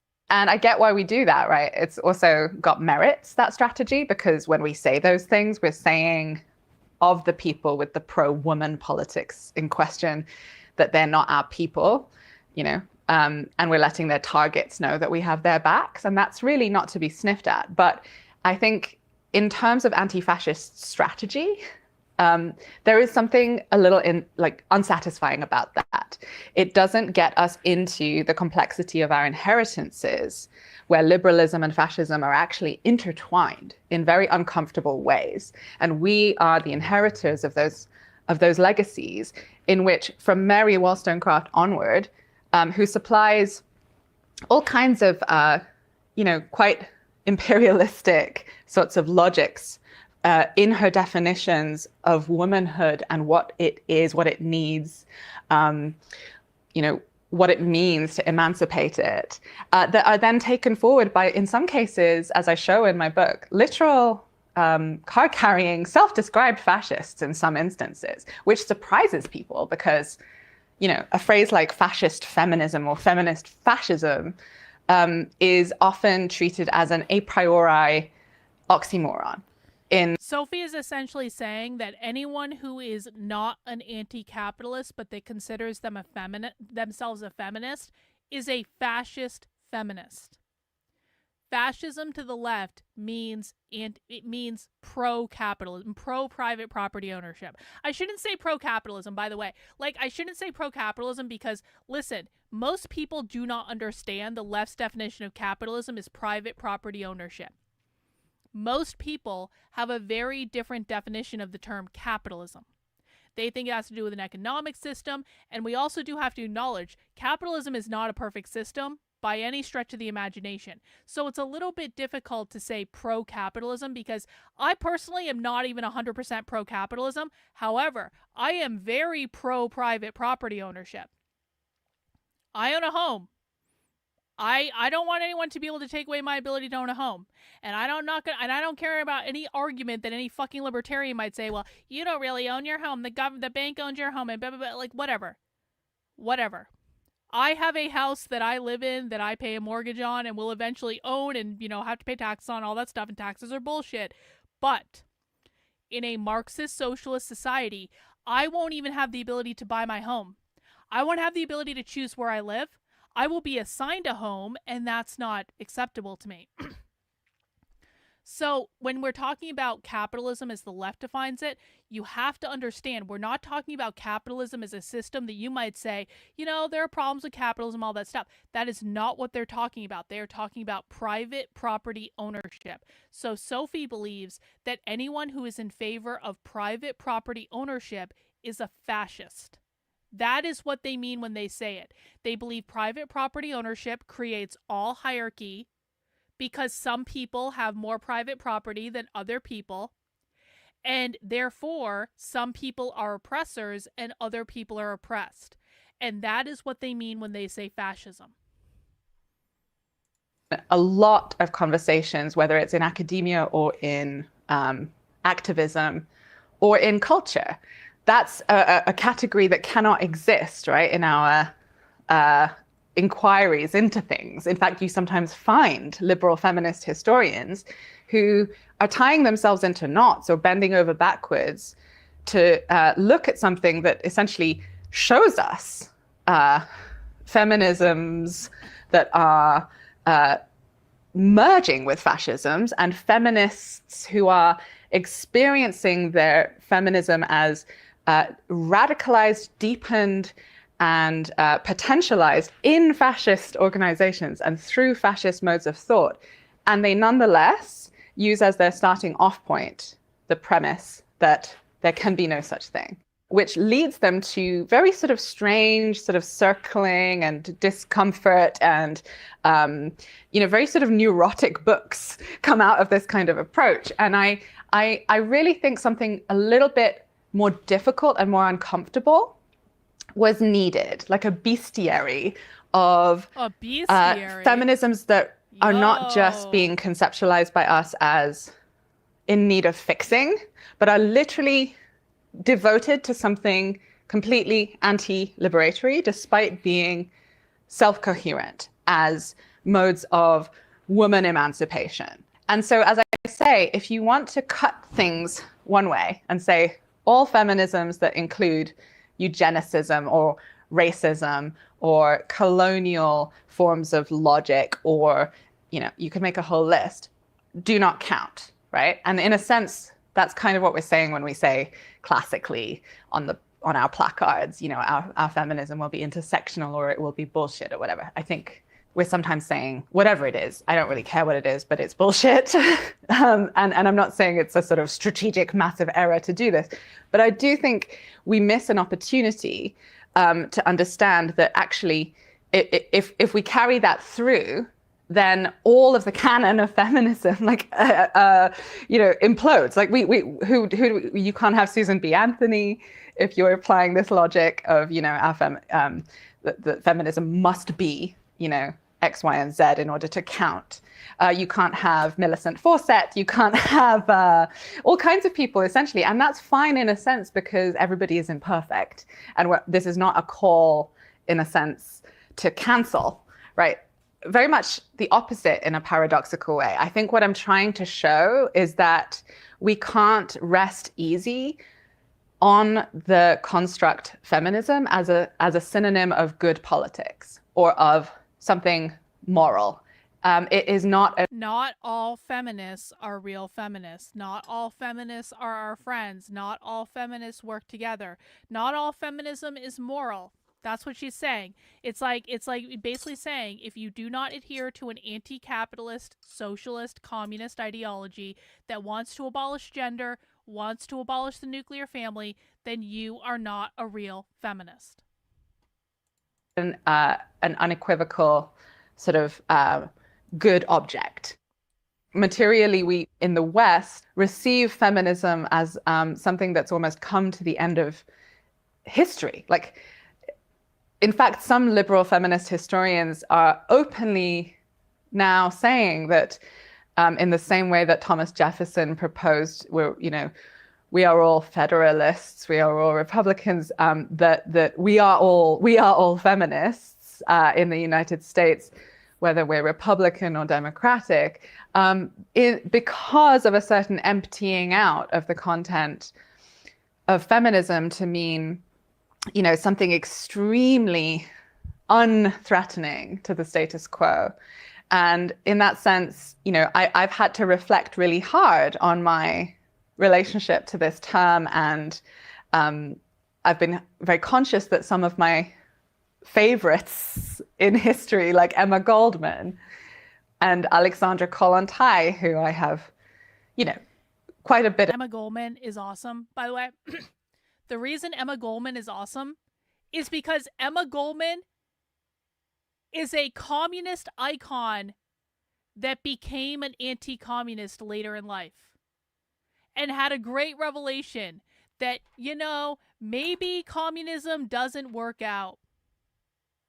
And so I feel like Emma Goldman is my spirit animal. I feel like if I dressed up as Emma Goldman for Halloween and I just got the little spectacle glasses, I think I would look just like her. I think that would be awesome. So we stan Emma Goldman on this channel because she is like the original. Emma Goldman is the original the left story. Of disagreement with on certain things, like everyone, right? Goldman too.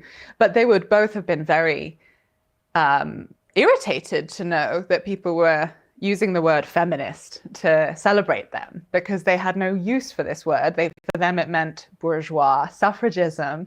And so sometimes I imagine myself sitting down with Emma Goldman and whether it would matter to me to say, Emma, you really have to understand you are a feminist, actually. In what sense does this kind of have a stakes? Well, I wouldn't do that, but I think there is a sense in which, for many of us, hang on, not all of us. Hang on.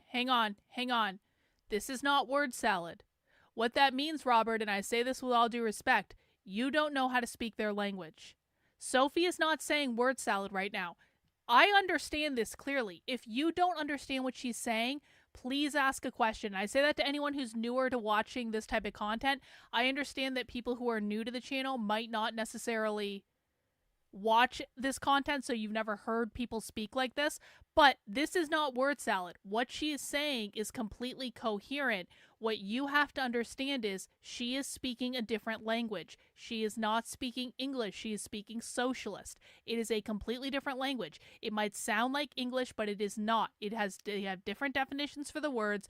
Everyone, people in the chat are saying, people have been watching this content. We all understand what she's saying. And that's not to make anyone feel bad that doesn't understand it. It just means you don't speak their language yet, but we can teach you their language, but you have to ask us questions.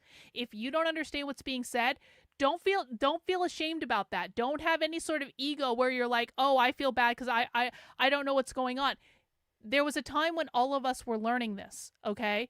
So it's perfectly natural that if you've never heard this stuff before, you don't know what they're saying.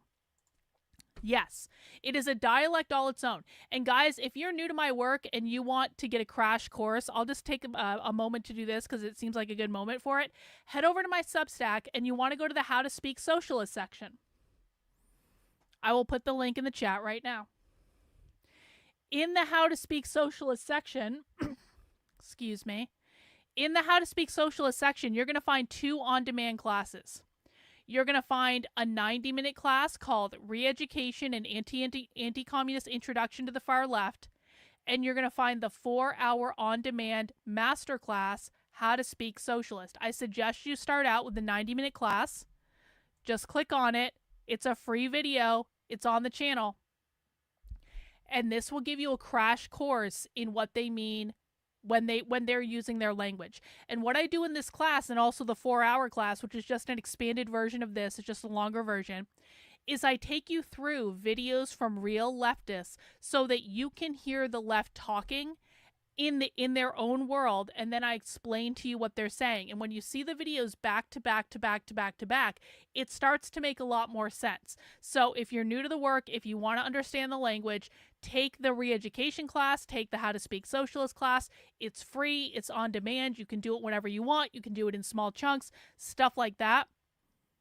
But we know what she's saying. We know what she's saying. It's not just an opinion about feminism. She's talking about abolishing the nuclear family. This is not just a presentation about feminism. This is an argument to abolish the nuclear family and overthrow all of society. Cool. Let's go back to our video.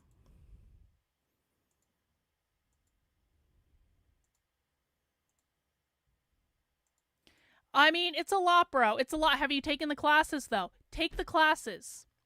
Do the class. Set aside 90 minutes. Do the Re-Education class. I promise you guys, this stuff gets a lot easier. Once you learn to speak their language, it is a trip when you learn to speak their language and you become fluent in it, because the minute you learn to speak it, you see it everywhere. And that's when you start to understand how big the problem is. But you've got to take the class. You've got to learn how to speak the language. There is no shortcut to this. It's like learning any other foreign language. You can't cheat it. You can't shortcut it. You literally just have to do it. When we're watching far left content, we are immersing ourselves in their world. Okay? We're immersing ourselves in their world so we can learn to speak their language. No one yelled at you, bro. Settle the fuck down. Grow up. Put on your big boy pants. But for many of us, there's a lot of discomfort and pain around the category of feminism being sort of trampled so low, you know, and used and deployed and weaponized, as we prefer to think of it, by the worst people in the world. And so the grammar we use in response to this kind of distressing situation is usually a grammar of association. So it's very linked to the "that's not real feminism" psychological move when we say, oh, look at this. This feminism has been weaponized by, instrumentalized by, or duped into, or co-opted by, or we say that a certain kind of feminism is at best or at most complicit in the really actually bad thing, which therefore, by implication, is not at all feminist. Oh, no! And the feminism... Oh, no, Pearl's here? Oh, no, Pearl. We're listening to a queer Marxist talk, Pearl. You'll love this. Also stays kind of discreet from the baddies. I don't think this works either as a question of historical accuracy or for, as I say, anti-fascist purposes. I also would go so far as to say that it's a feminist epistemic move to insist that actually feminism is a historic force powerful enough and significant enough to have blood on its hands, and that it was forged in the crucible of empire and capital accumulation, and therefore is obviously marked by those things, has, ontologies, if you like. Why am I an anti-feminist, but I look like a feminist? Well, I go undercover at leftist events, Pearl, so it benefits me to look a certain way. In fact, I'm going to be going undercover at a leftist event with Antifa in a couple weeks, so, you know, it benefits me to look a certain way. I'm just saying. Of sex that are baked through with Pearl. I am not taking you to an Antifa event, Pearl. That is not going to happen. They're going to be... you would out me. You would out me. I have to act like a leftist at these events. I can't tell you when it is. It would be giving away the secret. All right? Sort of racial coding and colonial coding and what Emma Heaney calls cisness, which is in fact a sort of technology of racialization and colonial sort of naturalization of assigned sex. And you can't take out the whiteness, if you like, from this ideology and practice without losing the shape of the thing. You've not got something left. I think the fantasy in some of the conversations around white feminism, not in the books so much as the White conversation feminism. that has Fucking ensued, Sophie. has been that Why is Sophie calling it white feminism? Pop quiz for the chat. Why is Sophie calling it white feminism? No, Pete, it's not in Philadelphia. Well, I'm in New Hampshire, but the event I'm going to is not in New Hampshire. It's in the Northeast. It's in the Northeast. Renan, I'd be so happy if Pearl did a deep dive into Sophie Lewis and it was accurate. Oh, gosh. Has Pearl ever even heard of these people before? Pearl usually deals with, like, normie feminists. I don't know. I think Sophie Lewis might be a bit much for Pearl. I don't know if Pearl could handle Sophie Lewis, if I'm honest about it. Oh. There was a time when I had a nose ring. Back in the day, when I was younger. I can still see the scar on my nose. I did have one. Yeah, so Sophie is calling feminism white feminism because whiteness means capitalism. Exactly. Capitalist feminists are not real feminists. Sophie Lewis is a queer Marxist activist that wants to abolish the nuclear family.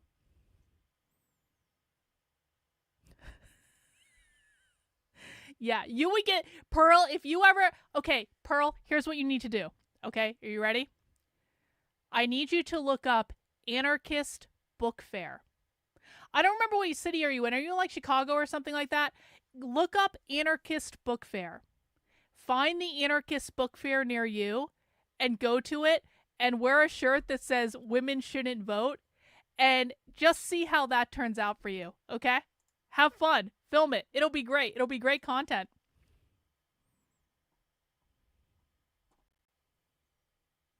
in the books, so much as the conversation that has ensued, has been that we can just maybe apologize for the white part in white feminism and then sort of have feminism back as a nice thing. And this is something we tend to concentrate on doing in the context of liberal feminist icons and legends like Susan B. Anthony, like Elizabeth Cady Stanton, like Wollstonecraft, like Emmeline Pankhurst. Anti-fascism is necessarily feminist if it's going to be effective and coherent.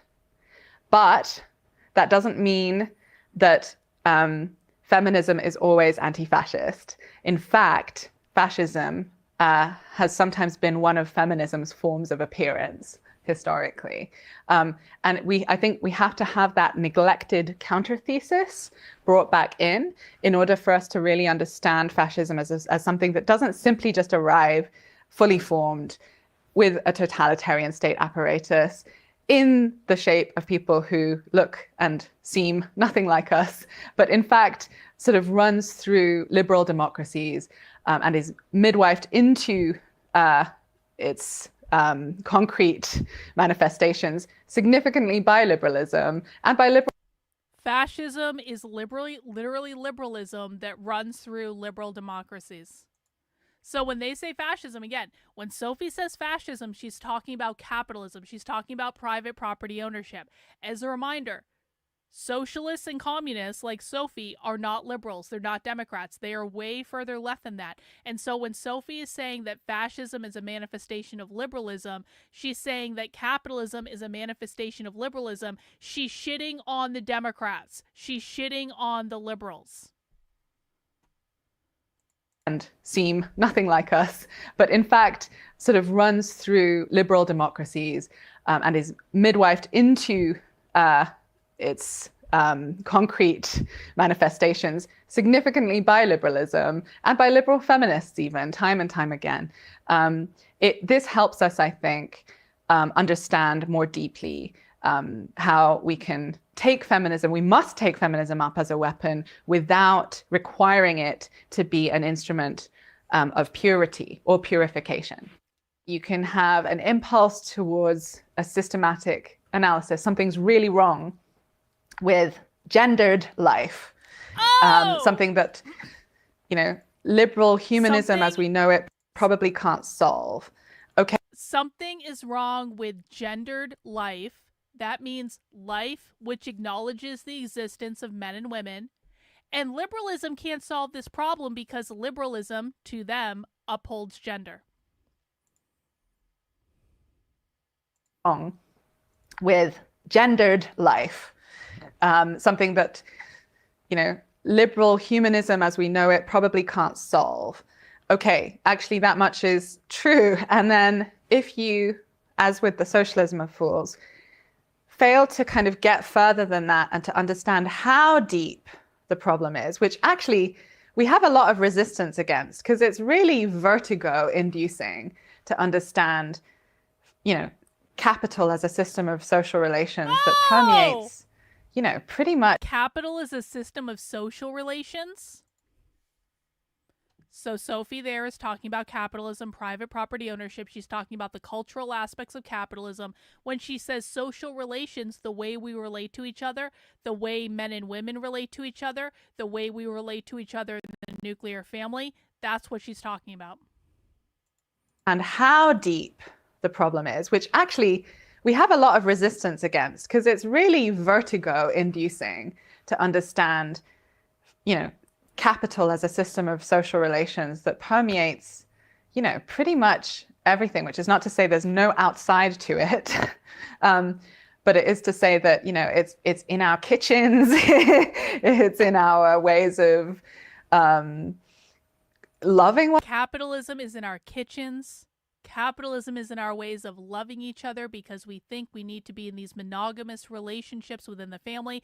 By the way, if you don't know, queer Marxists are completely against the institution of marriage. They are completely against gay marriage. They never wanted gay marriage to be legalized. They believe that marriage is a propertied relationship between two people. Sophie herself, I'm pretty sure, is polyamorous. Sophie has both a girlfriend and a boyfriend. I've seen them on the Instagram. Pearl, do you really want to come on and talk about this? Do you really want to talk about abolish the family communism? Is this really your beat? Why don't you bring me on your show to talk about abolish the family communism? I'll show you some of the craziest shit you've ever seen in your life. You want to talk about abolish the family communism? All right, Pearl. Pearl only. No one else, come on. This is Pearl only.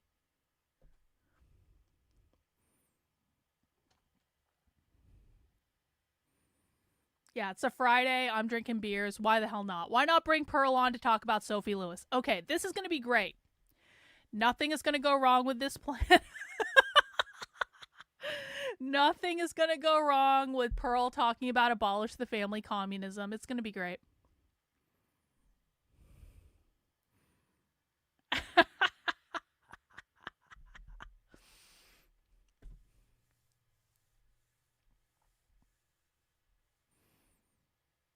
See, now she's late. She's late like a woman. She's late. I gave her the link like 5 minutes ago. Okay, maybe not 5 minutes ago.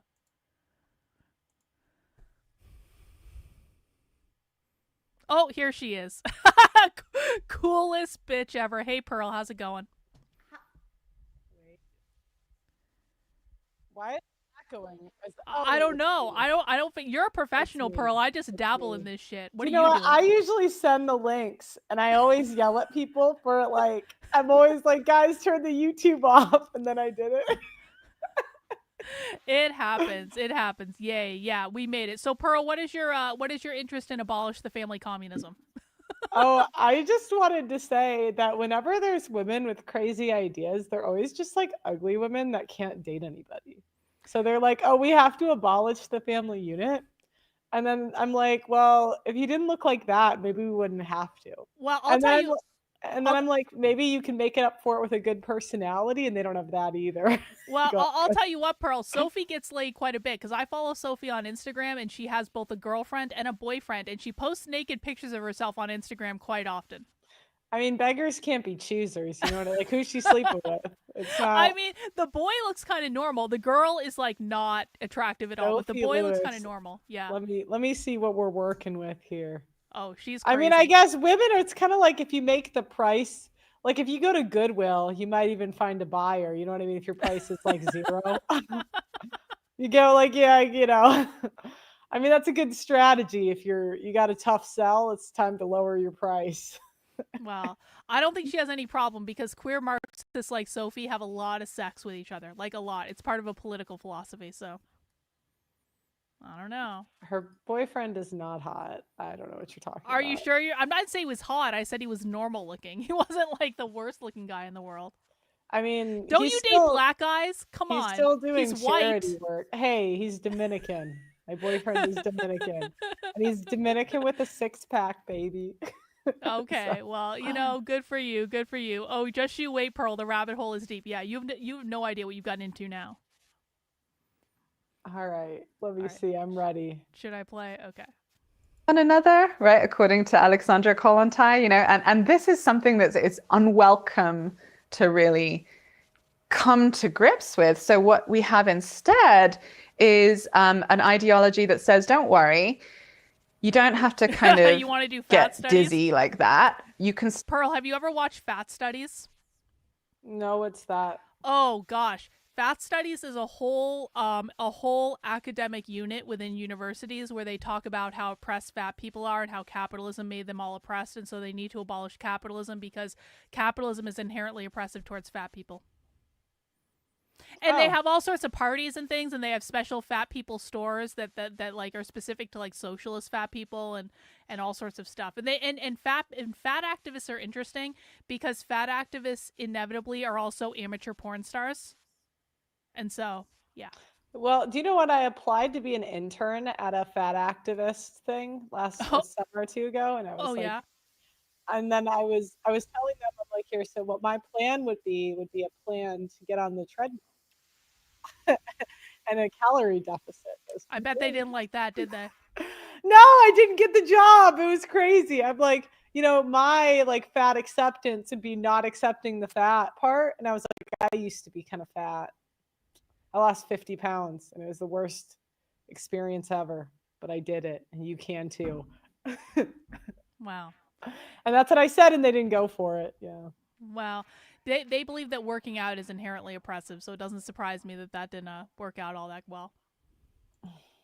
Still feels subversive and radical if you take this kind of truncated materialism, this foreshortened critique, as they used to say, and reduce the matter of getting free to a simple question of getting rid of a problem, like a contaminating element that is both very powerful and very weak.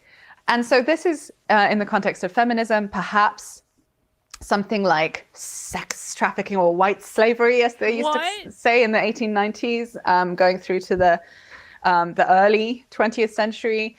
It was, in fact, an entirely fictional, historians agree, sex panic, talking about a huge, vast amount of sort of abduction of white girls into, horrifying situations of forced prostitution. And as I say, historians have found no evidence that this white slavery phenomenon really existed in any Does she even know what she's particularly saying? significant Yeah. way. Oh, yeah. And it's very Oh yeah, they absolutely know what they're saying. The challenge with socialists is that they kind of speak a different language than what you and I are speaking. So you have to learn how to speak their language and their dialect, but she understands what she's saying for sure.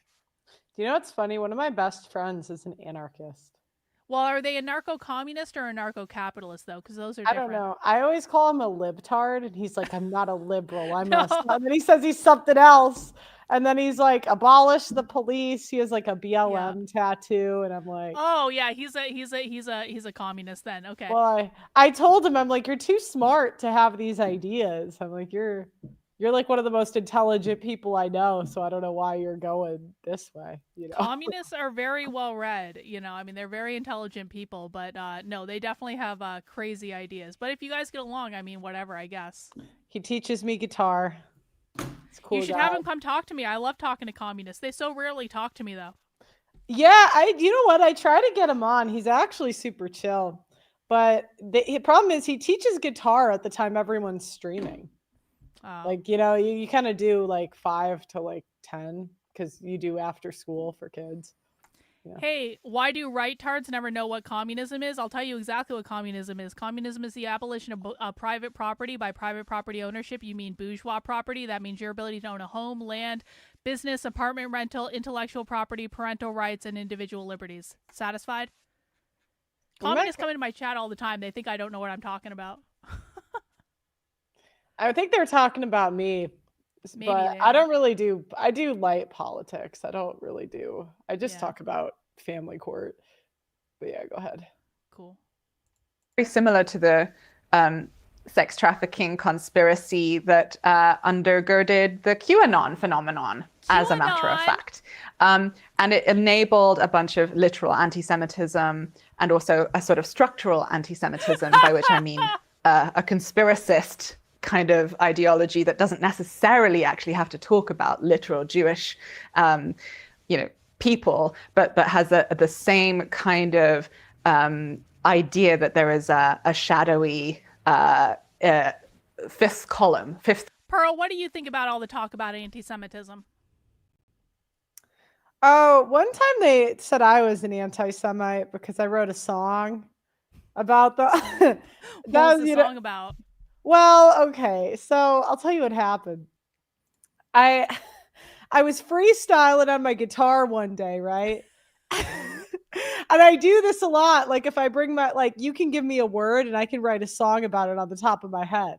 And someone in the comments was like, "Oh, write a song about Jewish people."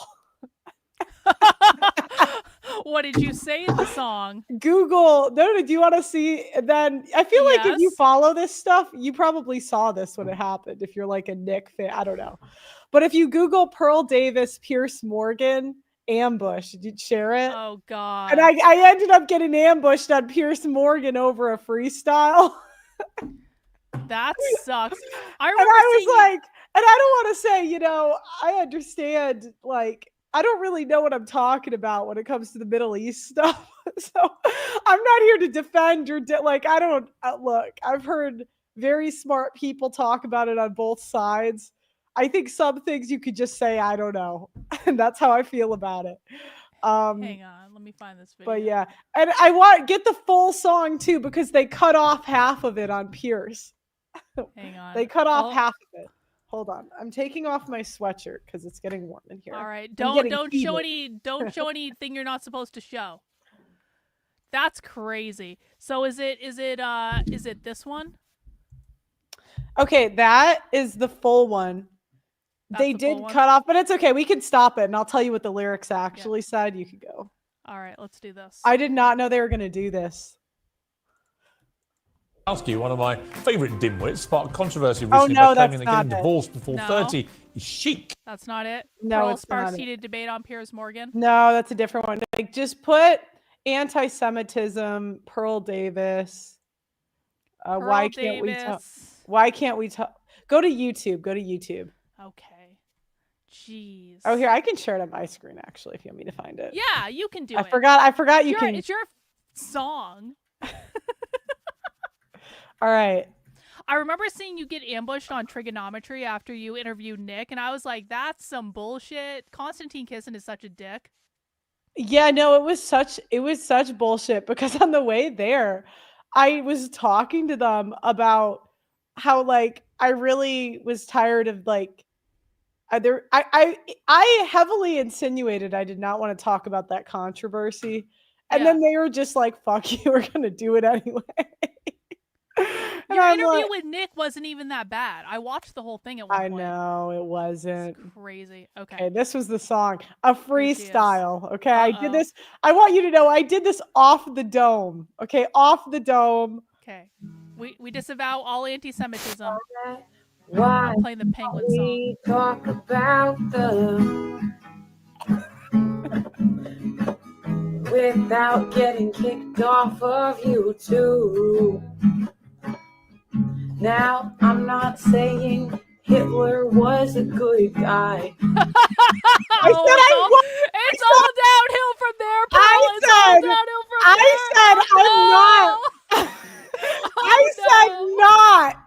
I said I am not saying. They did not. It doesn't matter. But it rhymes with why. You know what I mean? Here we go. kind of want to know why.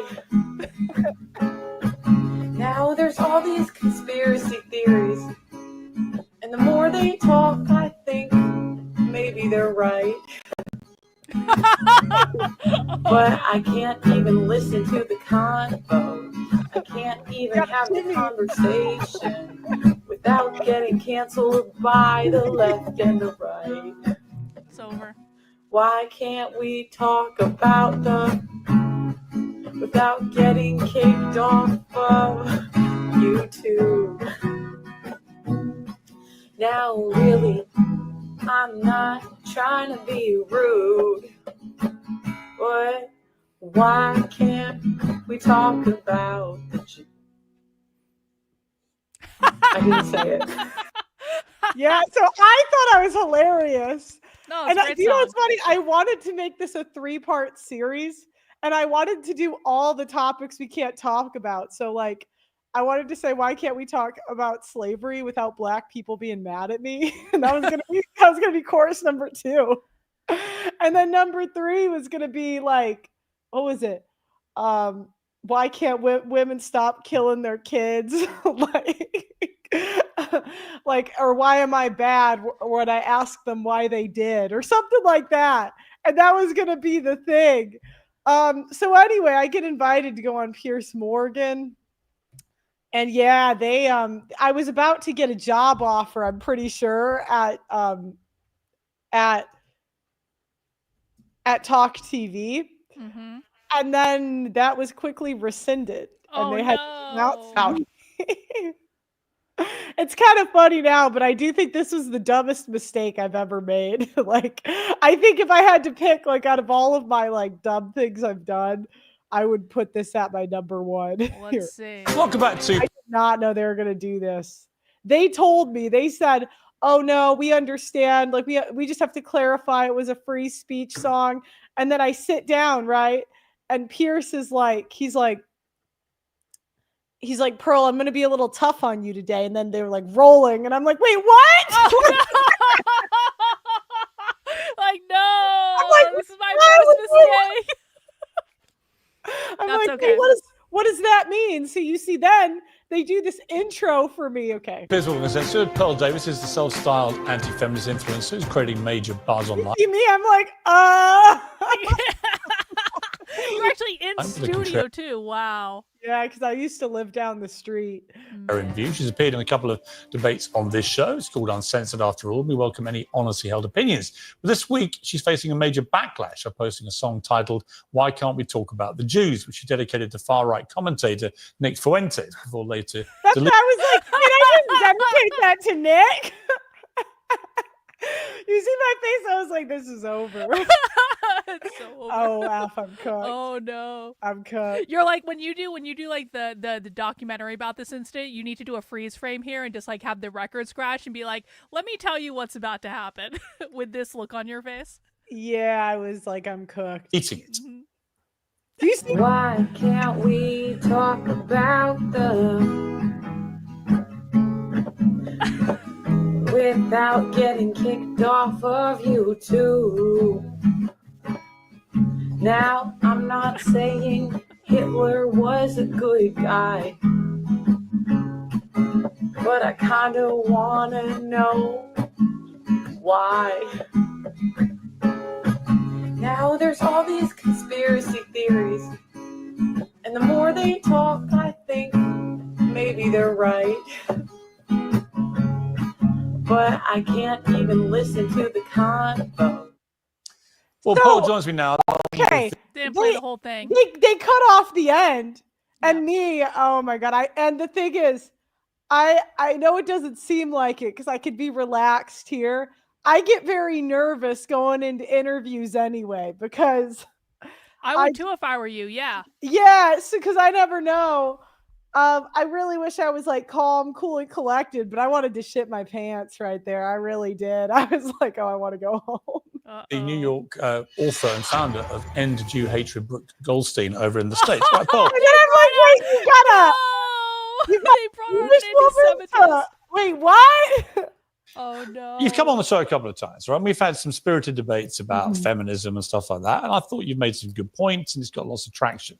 Then I wake up the other day and I see this thing that's trending involving you doing this song, and I couldn't really believe what I was watching. I didn't know why did you find it funny? Huh? Did you find it funny? I mean, you know the backlash to it. I mean, you deleted it. You obviously I should have said kinda. Like, yeah, you thought really you should shouldn't have posted. I'm telling you, I was not. Why did you delete it?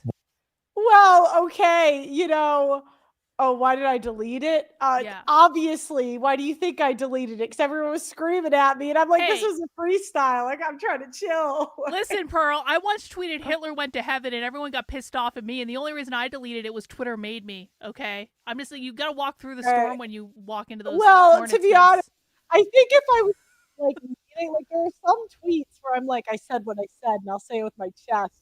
But that wasn't like that was just a freestyle. Like someone put it in the comments, and I was like, all right, I'm chilling. Yeah.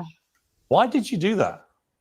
The song. Genuine question. I mean, the point was more about cancel culture and people getting kicked off of social media. If you finish the song, it was more about like, you can't talk about this topic without being canceled by the left and the right. I don't really have a strong opinion either way. It was kind of just like tongue in cheek. I didn't really. I was in Britain too long. I was saying tongue in cheek. expect it to get that crazy. It wasn't dedicated to anyone. I don't know why they say that, but that's not true. I mean, Nick Fuentes is a white supremacist. He's a Holocaust denier. He said afterwards that you had dropped a diss track on the Jews, which he clearly took to be something Nick which causing was, trouble. mocking Jewish people, talking about, I'm not saying Hitler was a good guy, but I want to know why. What do you want to know why? Well, it was more like, why can't we talk about it? It wasn't like you talked about the one way or more the conspiracy theories you've heard about Hitler and the Holocaust, presumably. I'm a fan of conspiracy theory. Like, people think I'm part of the CIA. There's a whole conspiracy thing online. And, I'm not for like silencing it either way. The point of the song isn't like I really have an opinion on the matter. It's more, I don't think we should ban people off of social media. So far so that I don't even, I think it should be illegal to ban anybody off of social media unless they're inciting violence. That was the point of the song. I'm not really, it was more like tongue in cheek. But just to be clear, what are the conspiracy theories surrounding Hitler, which you feel the more you hear them, the more you're interested in them? Well, I don't know because I can't hear them. Huh? I don't know the ones that Nick Fuentes. Well, I wasn't even talking about Nick. I was thinking of Ye, to be honest. I don't know why they put that Nick that's was a the lot better, inspiration Pearl. for that song. I was thinking of Ye. You are a Well, I don't know. Look, I was not prepared for this. Yeah. It was Ye. Where Ye is the guy who inspired me. Okay. Well, it wasn't really any. It was just in the comments. All right. I love it. big backlash to this and the deep upset from the Jewish community. I certainly am now. I just posted that song and I woke up and I was like, article. I was like, golly. Right, but are you this is sorry? Crazy. No. You know, I think that she just said no. like my whole point was that cancel culture is wrong. I am not speaking one way or the other about the issues. My question is, why are we canceled for talking about certain topics? So you would allow Holocaust deniers to have space on social media to promote Holocaust denial to millions of people. You have 2 million people who Holocaust subscribe denial? to your YouTube, When did you right? deny the Holocaust? That's a big audience Well, of people. I'm not at 2 million yet. I'd like to be. Right, but you have a lot I am now, baby. of people that follow you on various social media platforms. Yeah. You put a video like that up, and there are going to be some impressionable young minds going, hang on, what's Pearl saying? Adolf Hitler? Not saying he's a good guy, but I want to know why. The more conspiracies theories I hear, the more I have to think about it. But I took that to mean that you agree with Fuentes. Why did you cut off the end of the song? I said, but we can't even have the conversation. What is the conversation you want to have? Without being canceled by the left and the right. But what the is point is any speech. No, I Pearl, think it's not any speech. speech. It's not any speech. What is the conversation about Hitler and conspiracy theories and the Holocaust that you want to have? I don't want to have any conversation. My lane is feminism. That's what Well, you're I'm singing talking about Adolf Hitler. Can I finish? Yeah, but you are singing about Hitler. I'm like, what? Why do you have me on these shows if you're just gonna cut me off? Yeah, real though. Bruh. Real. So you do want to have that conversation. I want anybody that wants to speak on social media to be able to speak about what they want to talk about, Including Holocaust without denial. getting banned. Whatever they want to talk about. Including Holocaust denial. If they want to talk about that, as long as they're not inciting violence, I think people. Of course they're inciting violence. They're inciting a hatred of I think that Jewish people. Social media is the new town square, right? You used to be able to go Pearl, and say pause your real quick, opinions pause in the real quick. town square. I gotta step away real quick. I'm gonna have my headphones on though. I'll be listening. I'll be right back in like 1 minute. Okay, keep playing the video. Cool. Now we have corporations censoring what can and cannot be said. And I think that's wrong. I think that should be illegal. Well, let me bring in Brooke, who's been listening to this. Brooke, I don't think Pearl quite understands why. Yeah, now we got this lady monologuing. I think I just wasn't in corporate America long enough to really understand these rules. The wording of this song, which she deleted, to be clear, so obviously realised this had not played out maybe the way she hoped. The offence it's caused to the Jewish community. Why was it so offensive? Well, first of all, I want to thank you for having me on and for highlighting this issue, not necessarily highlighting Pearl, but highlighting the issue that what you pointed out is that we're really facing a crisis of societal conscience where someone like Pearl, who engages in hate speech, and actually the irony is complaining about being canceled, and yet she's on. These people piss me off so You know much. what's It's like funny?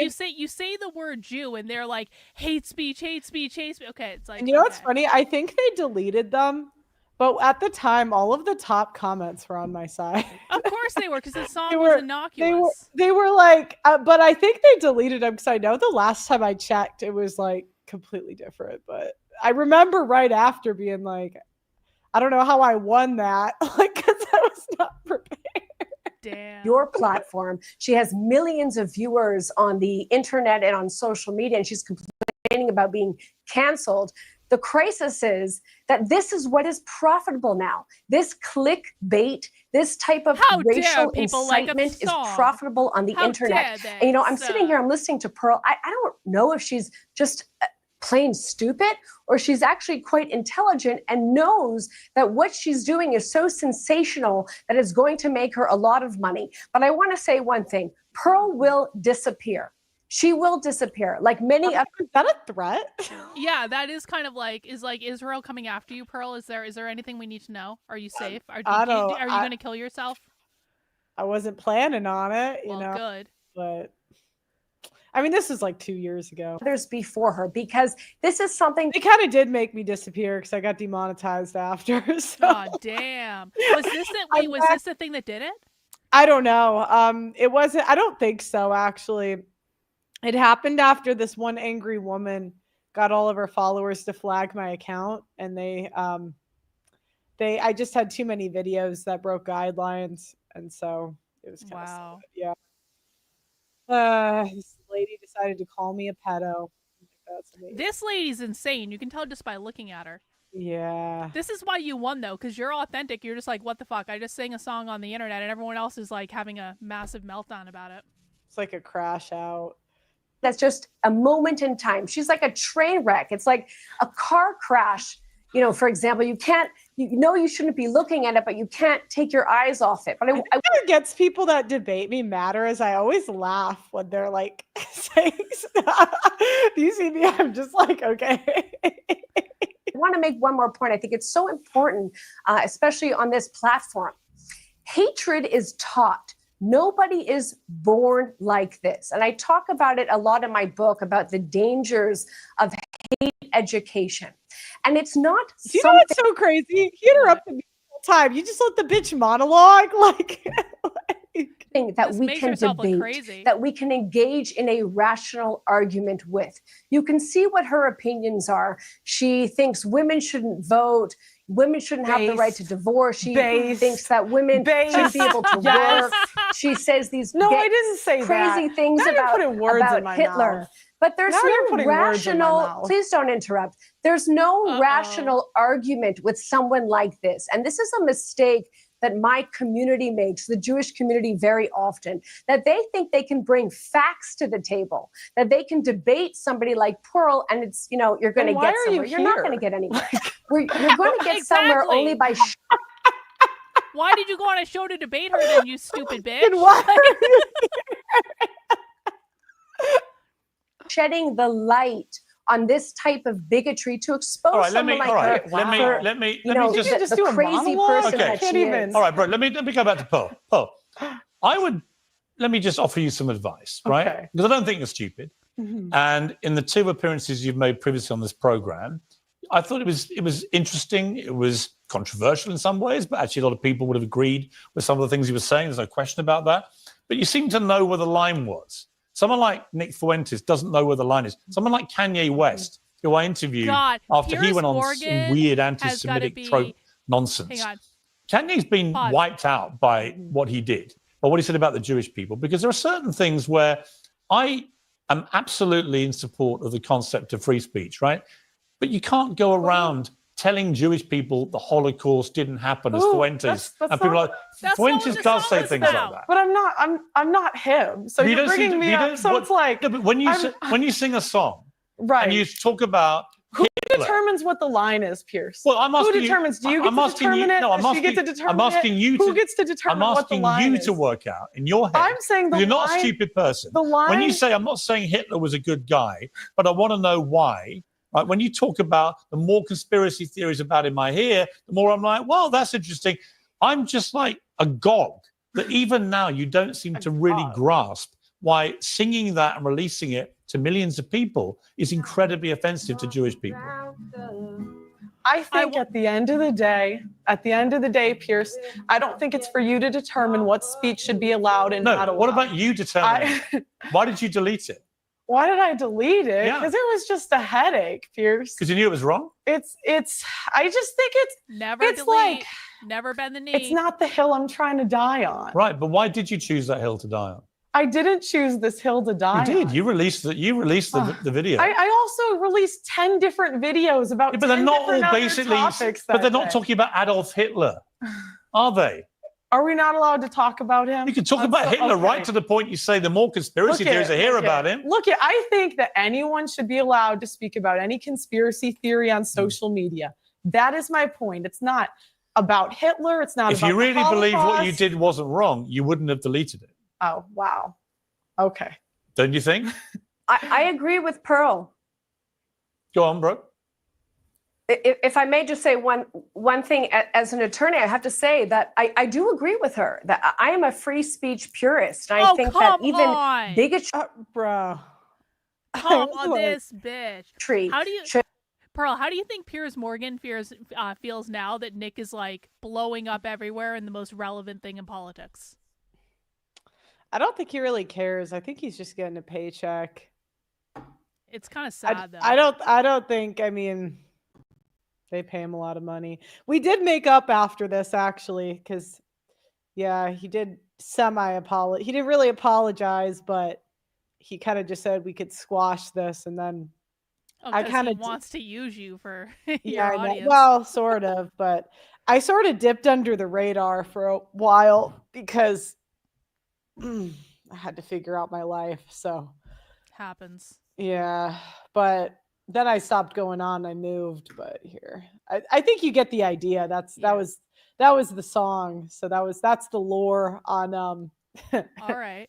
one Well, freestyle. That's cool. So let's go back to our well, actually, let me ask you this, Pearl. Maybe we don't jump into right into queer Marxism with you. Do you want to see a classic song that's taught to middle schoolers and elementary schoolers everywhere about gender? I love songs. Should we do that? I love think you'd love this. songs. In the spirit of songs, let's oh god, Trendlin is going to love this. Pearl, let me introduce you to the Penguin song. The Penguin song is, hang on, there we go. The Penguin song is called Expressing Myself My Way. It's made by a company called amaze.org, and this is literally shown in classes to middle schoolers and elementary schoolers all over the country in public schools. And this song uses penguins and social media to teach kids to be trans. Sure. You ready? You're gonna Someone love said, this. "Am I able to read the chat, or is that?" Yeah, I think you should be able to. It's in the No, I comments. meant like I didn't want to be rude. If you wanted me to stay on. Oh no, I don't topic. care. I don't care. Someone in the chat said, "Pro, go black to black YouTube, and you'll be popular again." You know what? I would, but you guys call everybody racist, and so it's pretty. It becomes like a, like when every other day I get a racist accusation of someone I worked with, it gets kind of tiring. Yeah, I'm talking to you, MTR. Mm-hmm. Anyway, keep going. Let's do the song. Oh, yes, Jasmine. I'm not saying you. You're in this chat, but you get the idea. Like, bruh, you know what I went through. Go ahead. No matter how you're born, we each have the style. I'll tell you in a while exactly what I like. Ariana and Renee, they both are born girls. They go into their changing rooms. Ariana loves twirls. That's not for Renee. Pink will not do. All girls don't wear dresses, they wear pants too. Has Renee lost her mind? What's running through her head? Ariana can fix this, no is what she said.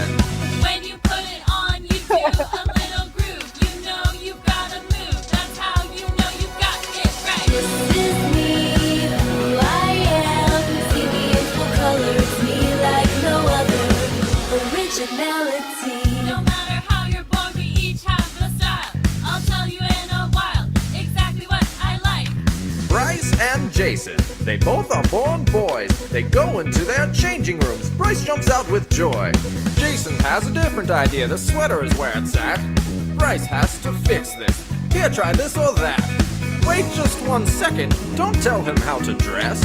Ariana knows this. Only Jason can't express. This is me, who I am. See me in full color, it's me like no other. Originality. Okay, so they've taught them how to be boys, they've taught them how to be girls, and now they're going to teach them to be trans and non-binary. No matter how you're born, we each have the style. I'll tell you in a while exactly what I like. Darla and Charles, one girl and one boy. They go into their changing rooms. Charles is feeling coy. Others are thrilled with the look, but Charles is quite unhappy. Let's try this again. Yeah, this is snappy. Some are confused. They just don't understand. Charles, now Charlotte is certain. Ariana's her biggest fan. Some might keep their distance, but others will come around. Come on over, Darla. Show us what you found.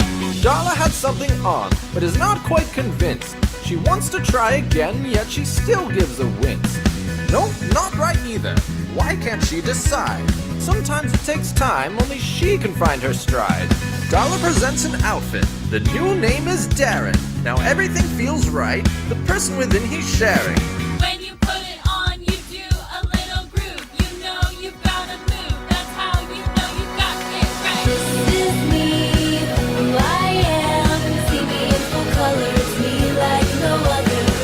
Originality. Here we have Skylar, born a boy or girl. Not interested in the girl look. Won't give. It's kind of catchy, but this is very messed up. No, it is fucked up, isn't it? But this song will be stuck in your head, but like it is messed up. Like they're teaching kids, and you can see like the more they change their gender, the more social media likes and stuff they get. Yeah. It's messed up. This is the non-binary one. So they're teaching you don't actually have to be a boy or a girl. Boy, look a whirl. Skylar wants a new path, and it isn't one of those. This is a unique look from Skylar's head to toe. When you put it on, you do a little groove. You know you've got to move. That's how you know you've got it right. This is me, who I am. See me in full color, it's me like no other. Originality, who I am.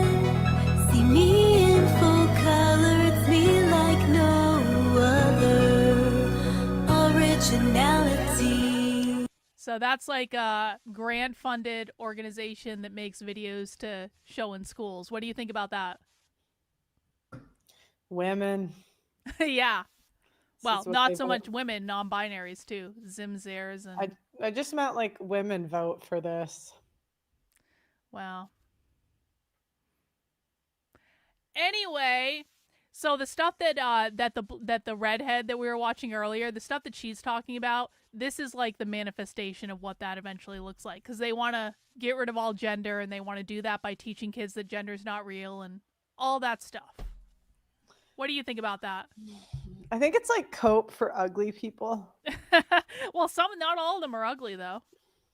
Show me a hot one. Show me. I mean, I don't. Show me one. Show me one that's hot. It shouldn't be this hard.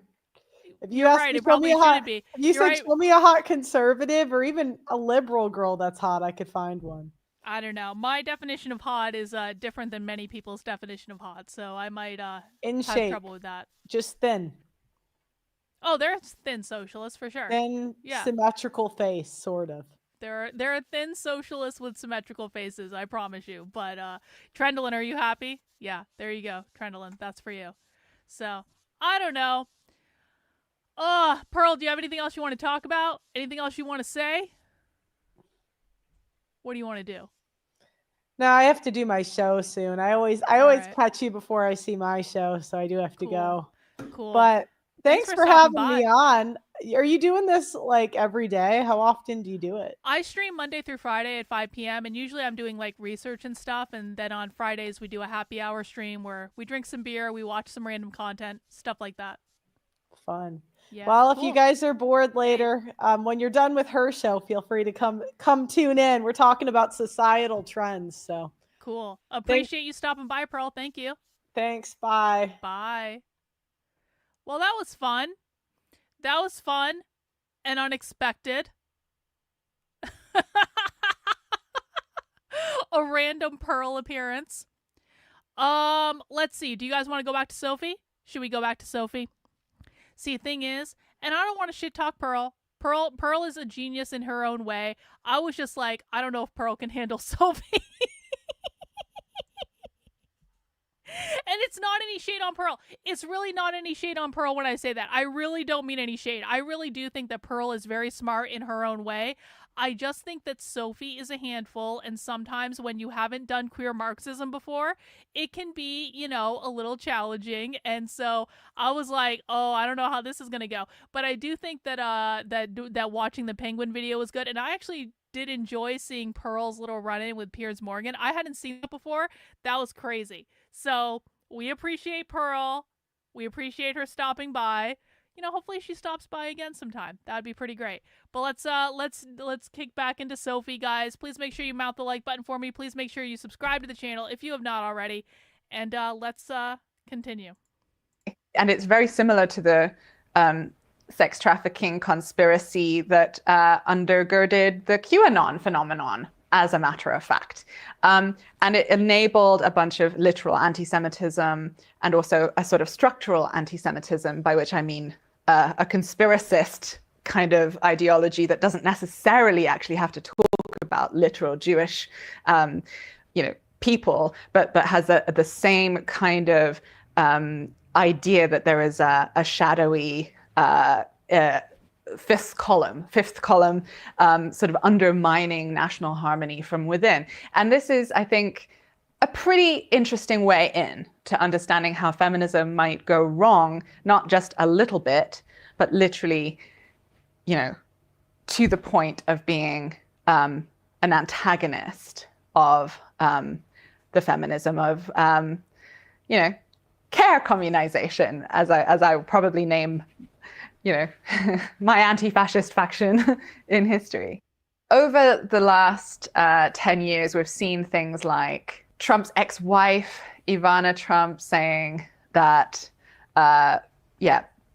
Donald Trump loves women. Ivanka, the daughter, said that he literally is a feminist. All of these things are objects of great mirth in the liberal media and, you know, society. And yet I kind of wonder what it really means to be so sure that there is sort of, you know, so obviously nothing feminist about the rapist in chief occupying the US presidency and all of the policies he's unleashed.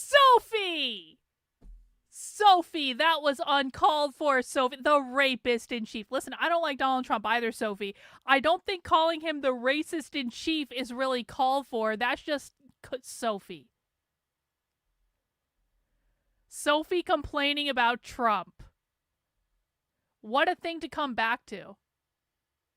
Interesting way in to understanding how feminism might go wrong, not just a little bit, but literally, you know, to the point of being an antagonist of the feminism of, you know, care communization, as I would probably name, you know. Sophie is making the argument. Let me just walk this back. Sophie is making the argument. I know we all have to readjust. Pearl came in. Everyone was very excited. We watched some Penguin videos. We watched some anti-Semitism. Everyone needs to refocus now on this. Sophie is about to make the argument. Remember, Sophie believes that anyone who is not an anti-capitalist feminist is not a real feminist.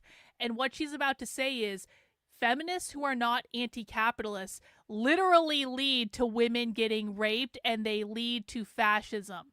Because she's going to say, Ivanka Trump thinks she's a feminist, but is she really? Her father is the rapist in chief, and therefore the wrong kinds of feminisms, for Sophie, literally lead to rape and fascism. My anti-fascist faction in history.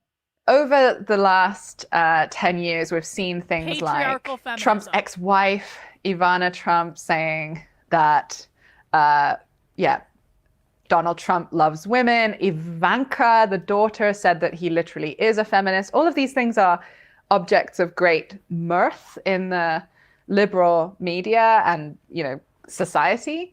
And yet I kind of wonder what it really means to be so sure that there is sort of, you know, so obviously nothing feminist about the rapist in chief occupying the US presidency and all of the policies he's unleashing on the country, when indeed many of the vocabularies, policy frameworks, and moral alibis for the anti-trans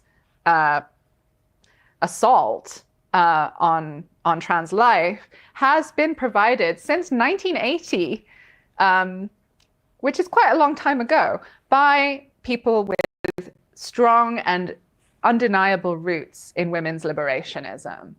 I'm not saying this to be edgy. I truly think there's something to try and get our heads around about the possibility that right-wing nationalism and indeed racism paradoxically is sometimes a patriarchal form of feminism. This goes right through the country's...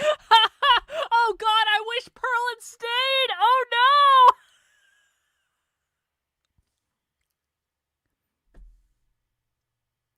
Right-wing ideology is a form of patriarchal feminism. Right-wing nationalism is patriarchal feminism. I wonder what Nick Fuentes thinks of that. Right-wing nationalism is patriarchal feminism. I'm not saying this to be edgy. I truly think there's something to try and get our heads around about the possibility that right-wing nationalism and indeed racism paradoxically is sometimes a patriarchal form of feminism. This goes... Why, pop quiz for the chat, why is right-wing nationalism and racism a form of patriarchal feminism? Do you guys know? Why is Sophie Lewis, abolish the family queer communist, saying that right-wing nationalism and racism is a form of patriarchal feminism? What does that even mean? What does that mean? Yeah, I should clip that and send that to Pearl. You're right. What does that mean, though?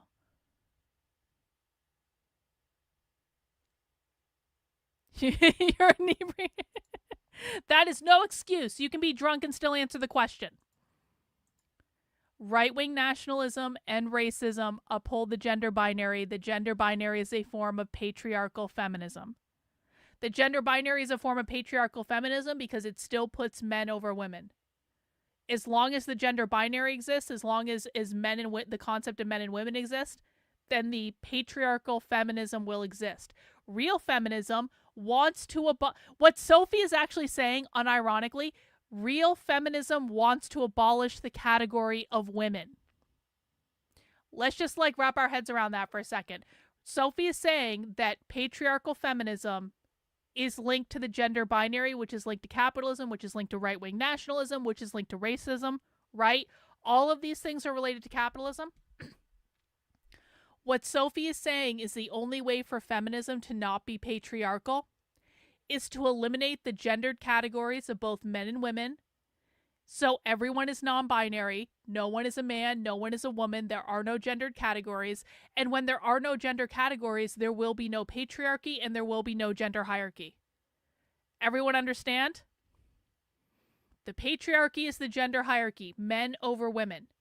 The only way to eliminate the gender hierarchy is to eliminate gender, which brings everyone at the same level. So Sophie is literally arguing to abolish the category of women in order to have real feminism. Does everyone understand this? Please say yes or no in the chat. If you don't understand it, that's fine. But please be honest if you don't understand it, and I will explain it. Well, no, because Sophie's feminism is anti-capitalist. Sophie's feminism means the abolition of gender. Yeah, see, you're getting it, Tammy, aren't you? Yes, yes, yes. Real feminism eliminates women. It eliminates men too. It eliminates all gender.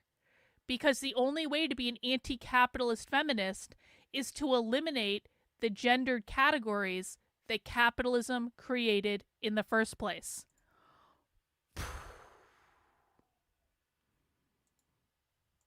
You got it.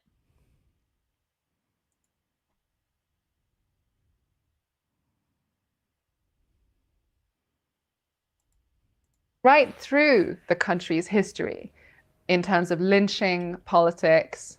Okay, no. Hang on. Can everyone congratulate Jared for saying he doesn't understand?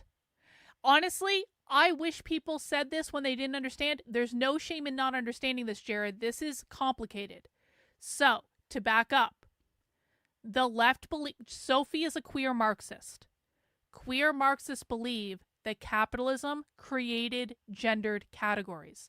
They believe that that the gender categories of men and women are not biological. They believe the gendered categories of men and women are socially constructed categories created by the institution of capitalism. So that's where you have to start. They believe that men and women are not a biological reality.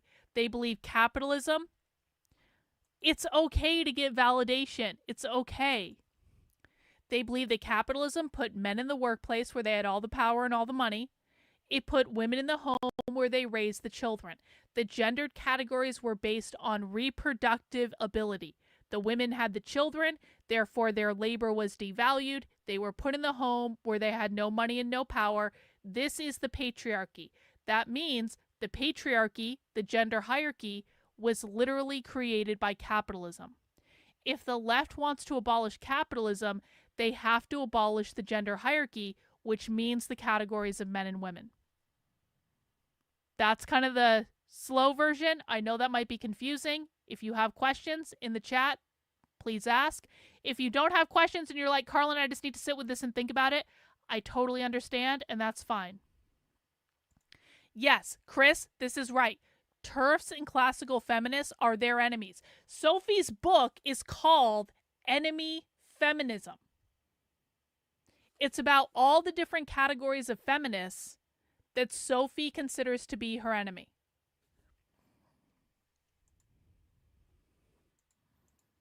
You know, in terms of the pretexts as we sometimes frame it, I would suggest, you know, sexual logic permeating a certain kind of racial terror in this country. Does it really matter to me? The taxonomical question, you know, not particularly, but I do think it's an interesting opportunity for us to widen our understanding of all the different ways that woman can be fought for.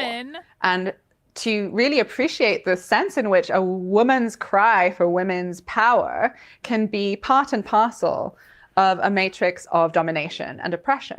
If a very sort of credentialed radical feminist is willing to say that what Donald Trump does is... Yes. So other Jenny says, does Sophie think the default feminism is anti-capitalist and anti-gender in nature? Yes. Sophie believes that feminism is not real feminism if it's not, because all anti-capitalism is going to be anti-gender. Feminism. I suppose I'm suggesting we can believe her. Certainly, this doesn't really seem to get us very far to say that's not real feminism. That's not real feminism. It's not the sort of. Are all those who call themselves queer on the left? Well, there are a lot of people who don't understand what queer is. There are a lot of people who do not understand that queer is an anti-capitalist political ideology. They think that being queer is about being gay or trans. So there are people who are lower level people who do not understand what queer is, that call themselves queer, but they're not really queer. They're calling themselves that because they think it means gay or trans, and it doesn't. But all true queer activists, queer is a far-left anti-capitalist political ideology. All true queer activists are on the left. There are no queer activists on the right. Even the people that call themselves queer on the right, they're not activists. They're not even really involved in this whole scene. So you have to use discernment to say, does that person really understand what they're talking about? Because people can say words, guys. It doesn't mean that they're using the words correctly, but we define the words based on how the activist set defines the words. A strategic priority, but I do think there is an imaginative deficit involved if we're not able to say as anti-fascists, yep, you know, organized womanhood has fought for that for 200 years, has fought for things like that, has fought as a counter-revolution internal to feminism, to re-entrench care within the private nuclear household, to re-ontologize sex as assigned in reaction to an efflorescence of what Emma Heaney calls feminism against cisness. For 200 years, by the way, cisness is being provincialized in this Marxist feminist analysis. It's not about saying... Sophie's talking about her article that we talked about earlier. This is an article that Sophie wrote on the cisness of the bourgeois with Emma Heaney. Sophie is actually talking about this article right now. Back up, Soph. Does is feminism. I suppose I'm suggesting we can believe her. Certainly, this doesn't really seem to get us very far to say, that's not real feminism, that's not real feminism. It's not the sort of strategic priority, but I do think there is an imaginative deficit involved if we're not able to say as anti-fascists, yep, organized womanhood has fought for that for 200 years, has fought for things like that, has fought as a counter-revolution internal to feminism, to re-entrench care within the private nuclear household, to re-ontologize sex as assigned in reaction to an efflorescence of what Emma Heaney calls feminism against cisness. For 200 years, by the way, cisness is being provincialized in this Marxist feminist analysis. It's not about saying cisness only exists in relation to, literal trans people. Cisness harms and brutalizes us all as a sort of racial, eugenic, productivist logic that naturalizes assigned sex. I know that's very theoretical language, but I think this really helps us see how feminism can be both for and against itself. Like literally, it is a category capacious enough to contain within itself its own enemies. And that's perhaps, I'm arguing, because of the structural incoherence of gender in the first place. It's a clusterfuck of a The structural incoherence of gender. Sophie is telling you she doesn't think gender is biologically real.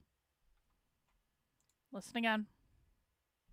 Itself, like literally, it is a category capacious enough to contain within itself its own enemies.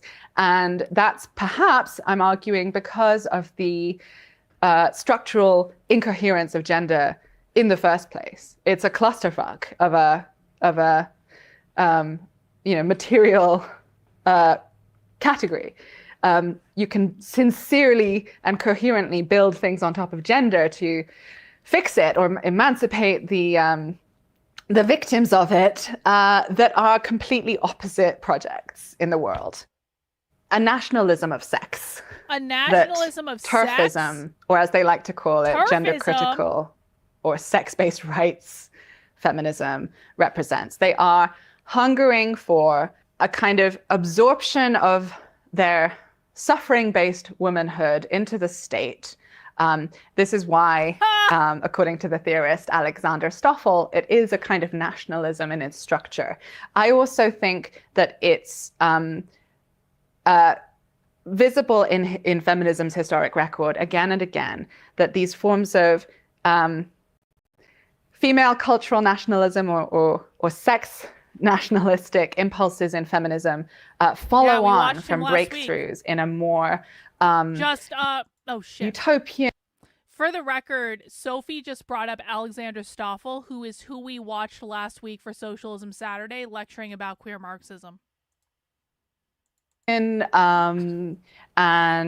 open to danger kind of feminism, a feminism that has space for insisting on a kind of collective birthright to pleasureful danger in the present, pending the fall of patriarchy. But that's another question. But you can see the motion in the backlash, in the counter-revolution, to say, no, womanhood is a territory that needs strong borders, that is a terrain of innocence, and requires safety at the expense of absolutely, basically everything. And any kind of orientation to the materiality of gender in the present that is open to mess and pleasure is a kind of frivolous at best and actually treacherous at worst sort of orientation while the bodies of women are piling up. This is a kind of notion that I think underwrites the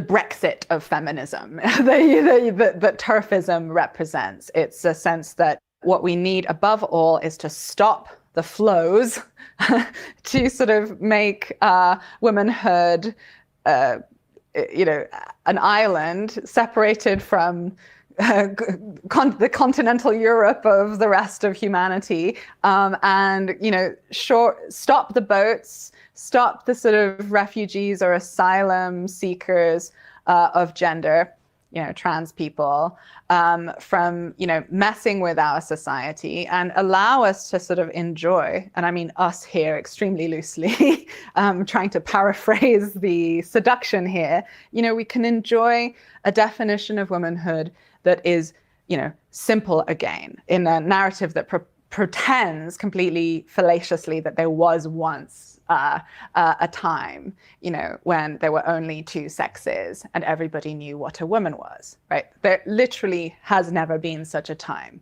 And feminism has never needed a definition of woman to proceed. This is a total kind of lie, actually, that our alt-right and far-right enemies are telling in the present, to great effect, unfortunately. They go around thinking it's some kind of gotcha to say, oh, can you define women? Oh, you can't even define women. And the correct answer to that, in my view, is of course we can't. No shit, Sophie is owning Matt Walsh right now. Sophie is an anti-capitalist feminist. She is a queer Marxist.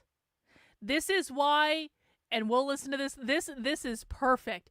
This is why the whole, what is a woman? What is a woman? You don't even know what a woman is. Conservatives!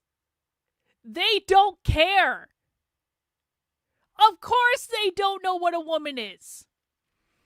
The left believes that the categories of men and the categories of women are socially constructed categories based on capitalism. They believe that women are put in the home to do the reproductive labor of having and raising the next generation of oppressed proletarian workers under capitalism, and that is why capitalism created the socially constructed categories of women based on their reproductive function, which translates to social reproduction theory, i.e., the perpetuation of a capitalist system within the nuclear family where the men are in the workplace and the women are in the home doing the unpaid, devalued labor of having and raising the next generation of proletarian workers to feed the capitalist system. Therefore, when conservatives say, what is a woman? What is a woman? What is a woman? The left's response is, we don't fucking care. We believe that capitalism created these fake categories, and we want to eliminate these fake categories. So therefore, it doesn't matter what any definition of woman is, because we believe it was a socially constructed category based on capitalism, and we want to get rid of it entirely.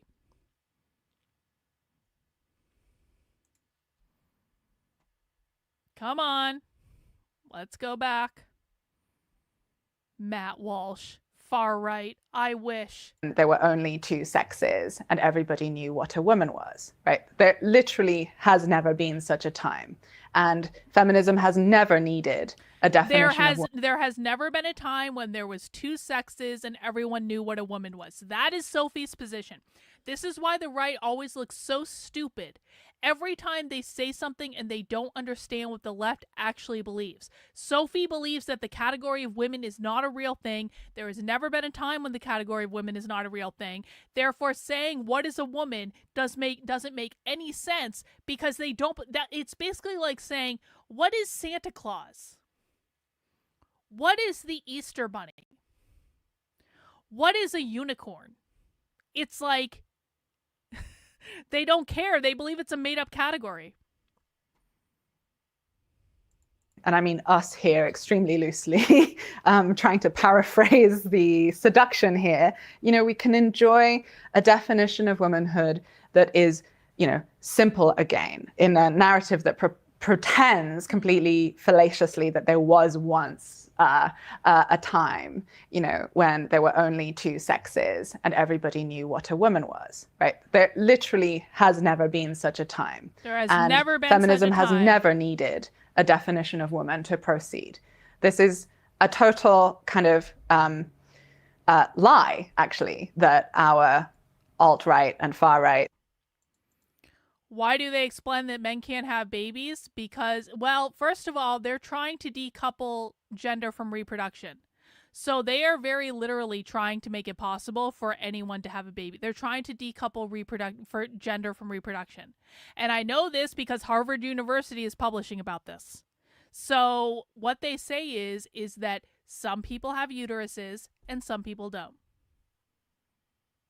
That doesn't mean, yeah, they're trying to decouple. They don't want anyone to be having babies. To be really clear, they don't want anyone to be having babies. They want babies to be had in a very sterile environment via surrogacy and biobags and stuff like that. And if you think I'm making that up, I literally have Sophie on video talking about growing babies in biobags.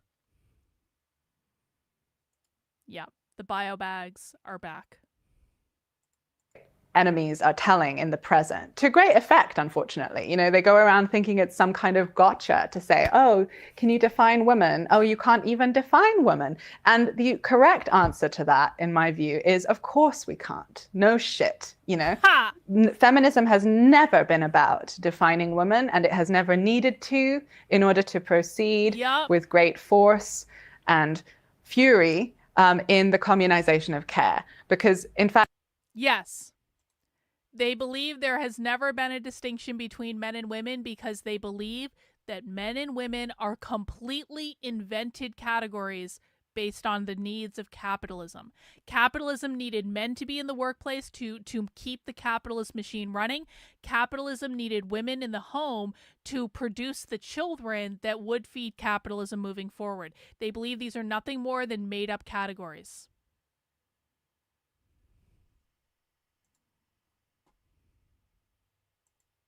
There are plenty of concepts in the world that we can't define and which work nonetheless.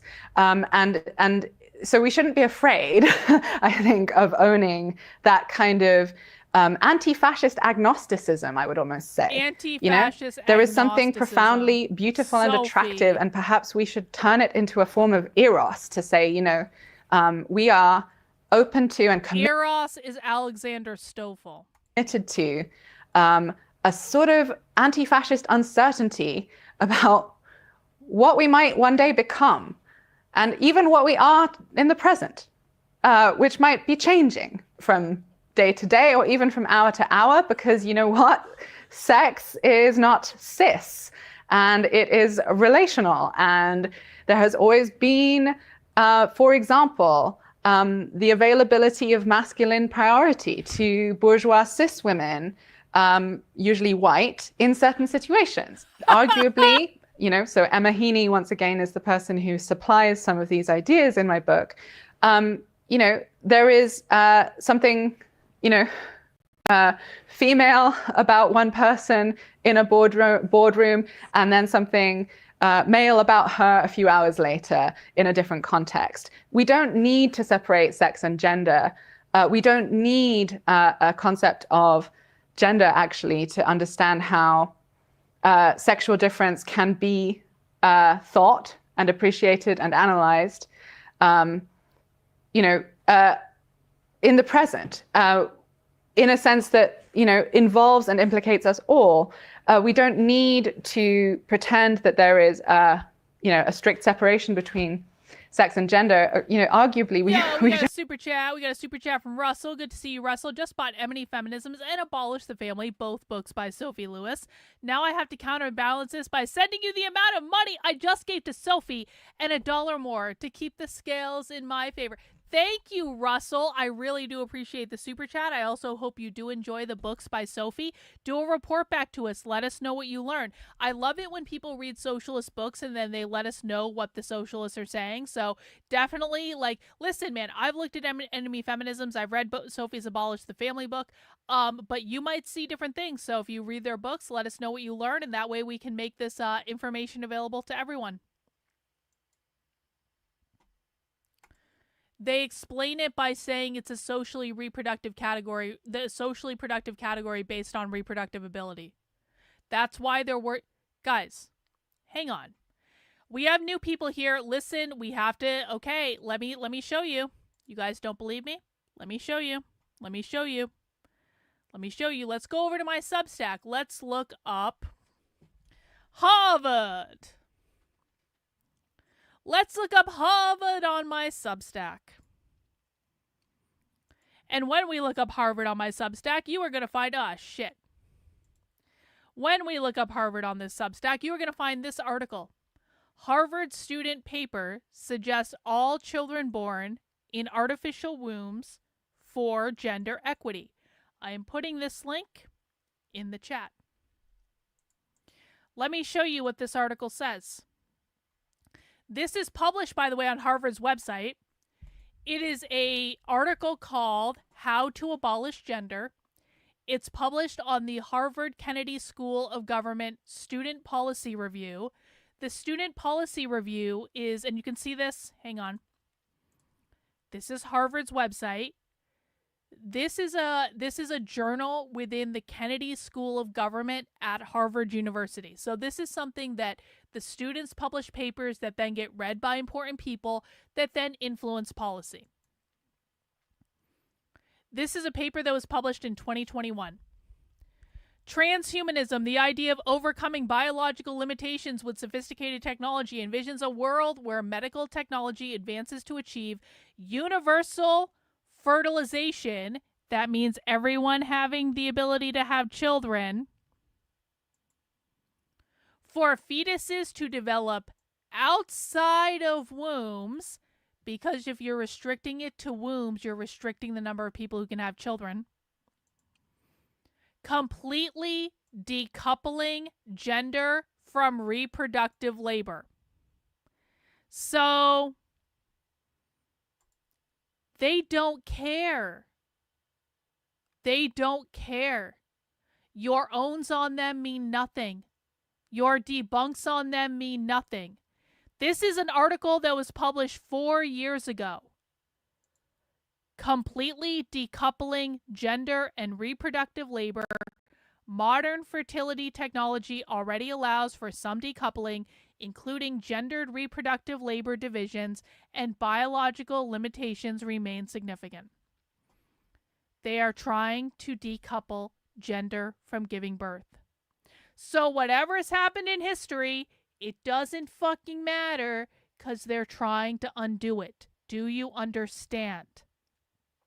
And if you come in, and I promise you, if you come into a queer Marxist and you say, "Excuse me, Sophie, excuse me, how do you feel about the fact that women are the only people who have children?" I literally have Sophie on video talking about having children in bio bags, okay? I literally have her on video talking about this. Sophie one time snuck into a hospital to observe them doing an experiment of growing a sheep in a bio bag. Sophie has extrapolated that out to, we can bear children outside the womb in these bio bags. So your debunking doesn't matter. Your owning the libs doesn't matter. If you went up to a queer Marxist and said, "Excuse me, do you know that only women can have babies?" They're going to laugh in your face and say, "You don't even know what the fuck a woman is," which is ironic because that's the own you're trying to use on them. This is why you need to understand what socialists and Marxists actually believe. All your debunks mean nothing to them.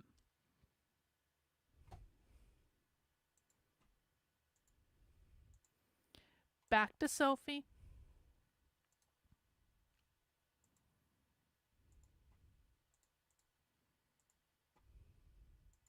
Don't really need the concept of gender at all, because sex is simultaneously an ascription and She just said we don't need the concept of gender at all.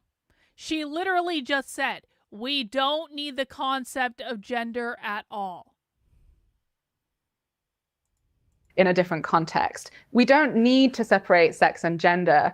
We don't need a concept of gender, actually, to understand how sexual difference can be thought and appreciated and analyzed, in the present, in a sense that, involves and implicates us all. We don't need to pretend that there is a strict separation between sex and gender, arguably we don't really need the concept of gender at all, because sex is simultaneously an ascription and a way of disciplining labor and a way of, dehumanizing through categorizing bodies, but it is also a pull of affinity at the same time, and one that we are not obliged to maintain with consistency and coherence across our lifetimes. We are pulled as well as pushed and ordered into one side of this, dyad or the other, and that's that seems to be a fact of human societies that generates, importantly, pleasures as well as dangers. And the dialectic of pleasure and danger is one that the liberatory history of feminism has much to say about, that is very inspiring and potentializing to me, in the sense that, you do not have to be a liberal sex positivist to insist that people have. Hey guys, we can have some fun because it's later in the stream, right? Do you guys want to have a little bit of fun? Do you guys want to have a little bit of fun because it's later in the stream? Can I have some fun? Can I have some fun? Please, can I have some fun? Can I have some fun and go completely off topic? And do you guys mind if I'm a bitch on the internet real quick? I can be a bitch on the internet, right? You guys want to have some fun? I would like everyone to wave hello to the 500-pound fat-ass stalker who is watching my stream right now. This is Poetry Painter. Poetry Painter spends all of her time thinking about me, all of her time posting about me, and just so we're clear, this is what Poetry Painter actually looks like in real life. This is a real photo that I pulled off their Facebook. And I just want everyone in the chat to say hello to Jill in the chat, which is her real name. Because Jill is literally watching us right now and live tweeting the stream. And Jill was having some feelings about Pearl coming on the stream, and she's all upset about it. And so she's literally watching right now. So why doesn't everyone in the chat say hi to the 500-pound fucking stalker who watches every stream that I do? Hey, Jill, go fuck yourself, you stupid fucking cunt. Everyone in the chat's waving hi to you, you 500-pound shut-in fat ass with nothing left to do. Jill was so excited. Jill was so excited when she saw my stream title yesterday. Jill was so excited because this bitch has been stalking me for 5 fucking years. And she saw my stream title yesterday. She said, maybe Karlyn's finally quitting the internet. And she was so disappointed when I didn't actually quit. And I just said, I'm not going to put myself in a position where you assholes can harass me anymore. And so Jill has created a fake bingo card where Jill is getting off because, of course, Jill's husband doesn't sleep with her. We all know this, right? I mean, I think this is pretty clear. Jill looks like this. And the reason that she spends so much time watching my streams is because her own husband doesn't want to touch her. So Jill's left with a lot of free time. Maybe she cooks her husband dinner every now and again, but she's left with a lot of free time because her own husband doesn't want to touch her. And so in the free time that Jill is left with, Jill likes to make bingo cards about me and find every stream that I do and scroll to the point where she can get a screenshot of me that she thinks is unflattering. And Jill was so excited yesterday when she thought that I was quitting. She was so excited. But no. I didn't actually quit. She's even going after HT now because Jill saw me reply to HT earlier, and so now Jill is going after him. And Jill is upset that I asked people to fund my undercover work on the internet. And this is basically all this crazy bitch does. So I want everyone to wave hi to the 500-pound fat-ass stalker who is perpetually watching this stream because she has nothing else to do with her sad, pathetic life. Okay?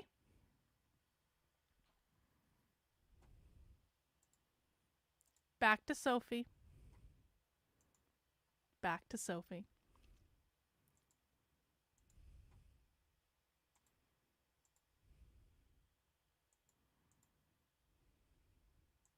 Not only a right to sexual pleasure, but an entitlement to infrastructural and social and collective interpersonal support for their experiences of erotic fulfillment. We see in feminist history a kind of opposition between a politics that says sex could be a pleasurable difference as opposed to a hierarchized differential. We experience glimpses of that already in the present.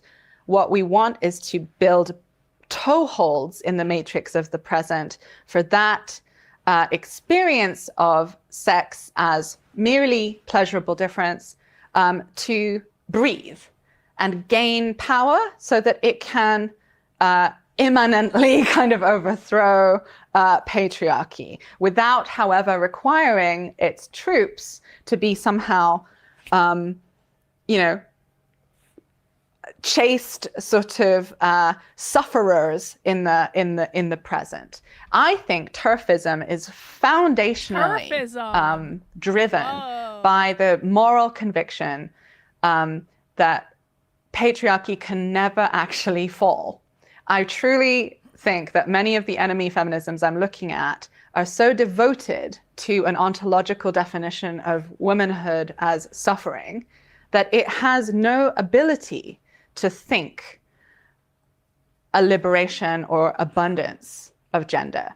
So it's a female cultural nationalism that is a reaction internal to feminism, according to the historian Alice Eccles, who helps us see that the late 60s and early 70s of women's liberationism in the West was far from the sort of uniformly racist, transphobic, bourgeois kind of situation that so many popular narratives seem to unfortunately make it. When the phrase second wave comes around, people seem to mean, something very embarrassing and shameful in history, which I think is a terrible error and a real shame because it actually is ceding so much ground to the reactionary elements who were identified by their sisters as reactionary at the time and who nonetheless were then the ones to write the history of their movement and their decade because they were the ones left standing at the end and pretended that they thought that they themselves were the only ones who had really ever been around. And we compound our defeat as sex radical feminists against cisness by believing them. And if we go into the archive and actually check out documents such as the 1973 summer edition of Lesbian Tide, which contains a post-mortem of the very notorious West Coast Lesbian Conference weekend in Los Angeles, where an attempt to lynch a trans woman went down. Famously, it's a story that many people are familiar with and has been told and printed and recycled across the internet many, many times.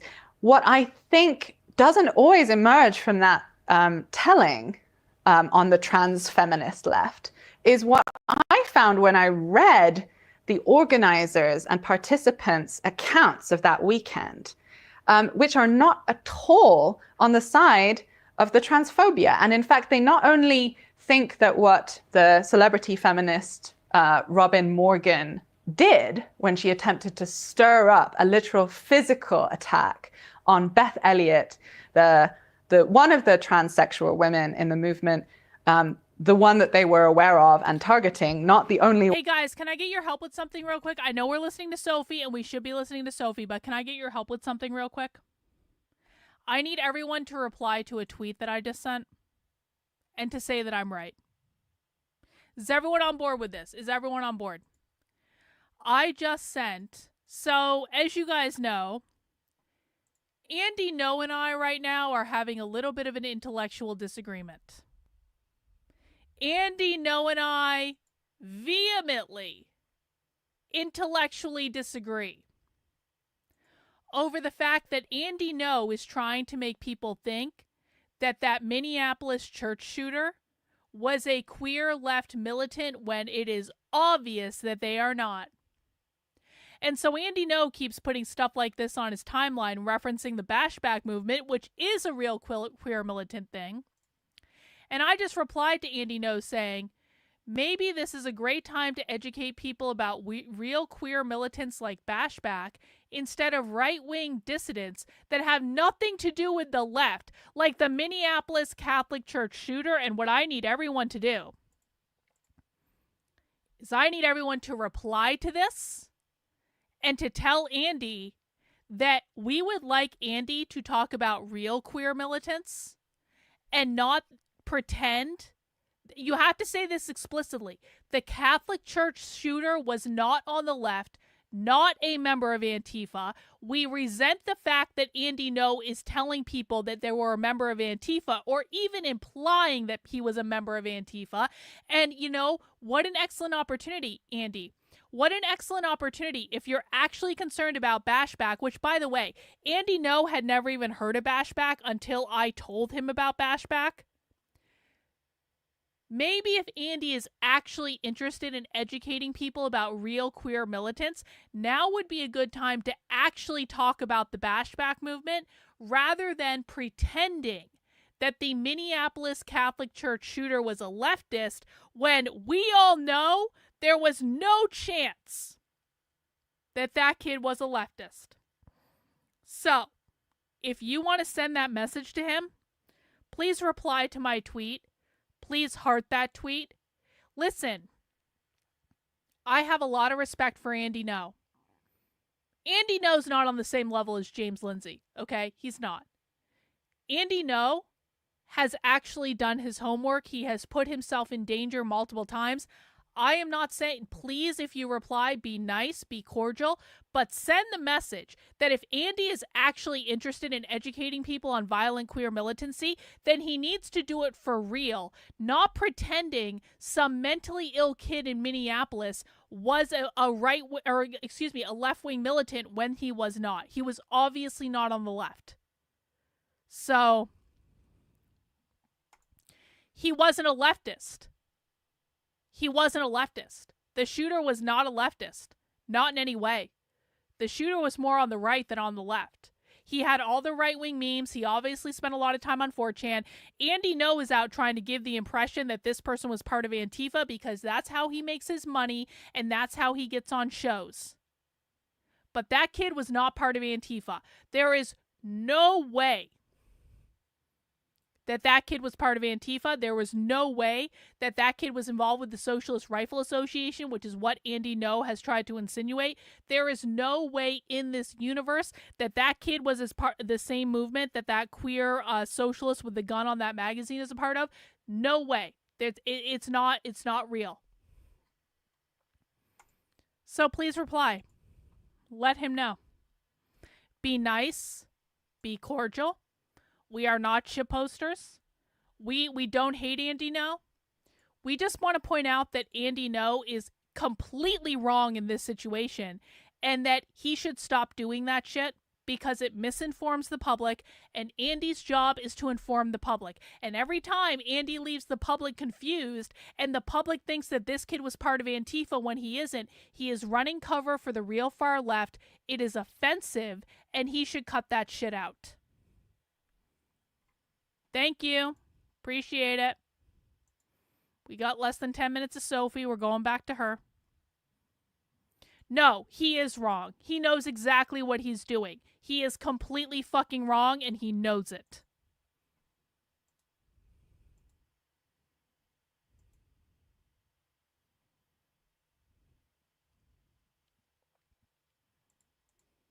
one, which is another kind of mistake that people fall into when they're telling this story.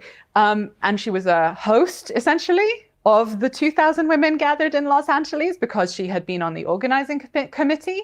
And she was a folk singer and a performer to entertain the sisters. And Robin Morgan's, really quite fascistic assault on this woman was identified as not just, kind of Nazi by everyone involved in this post-mortem. They do print Robin Morgan's keynote, but they print it in really small font. And they print Beth Elliott's reflection on what happened, and they print everyone else saying, this is boring. It's not just that they say it's wrong. They are... I promise you he knows because we've been arguing about it in DMs. I promise you he is aware. He knows. So over the question of trans inclusion in 1973, right? And now we're often told, because of this dynamic in history whereby transness and trans people are constantly reinvented, and Jules Gill-Peterson tells us about this, what structurally the effects of this incessant reinvention and pretense of novelty when it comes to trans existence really serves in liberal democracy. But in 1973, women's liberationists are saying, we have settled this so long ago that our trans sisters are women. I cannot believe Robin Morgan is bringing this up and making an entire conference deal with this for an entire weekend. And I think that is not just consolatory, but actually sort of powerful, potentializing type of historical inquiry. Some examples of inspiring anti-fascist, liberatory, feminist, care communization campaigns could include the practices of different groups of trans sex workers in the United States looking after one another. There's really interesting kind of ways of memorializing these groups going on right now on the left. I would encourage people to read about 1970s trans feminist organizing as a form of decolonial practice, right? This is something that people are currently engaged in because, you know what? Feminism is in a golden era, not just theoretically, but practically. People might be surprised to hear someone talking about enemy feminisms, also saying that feminism is doing great.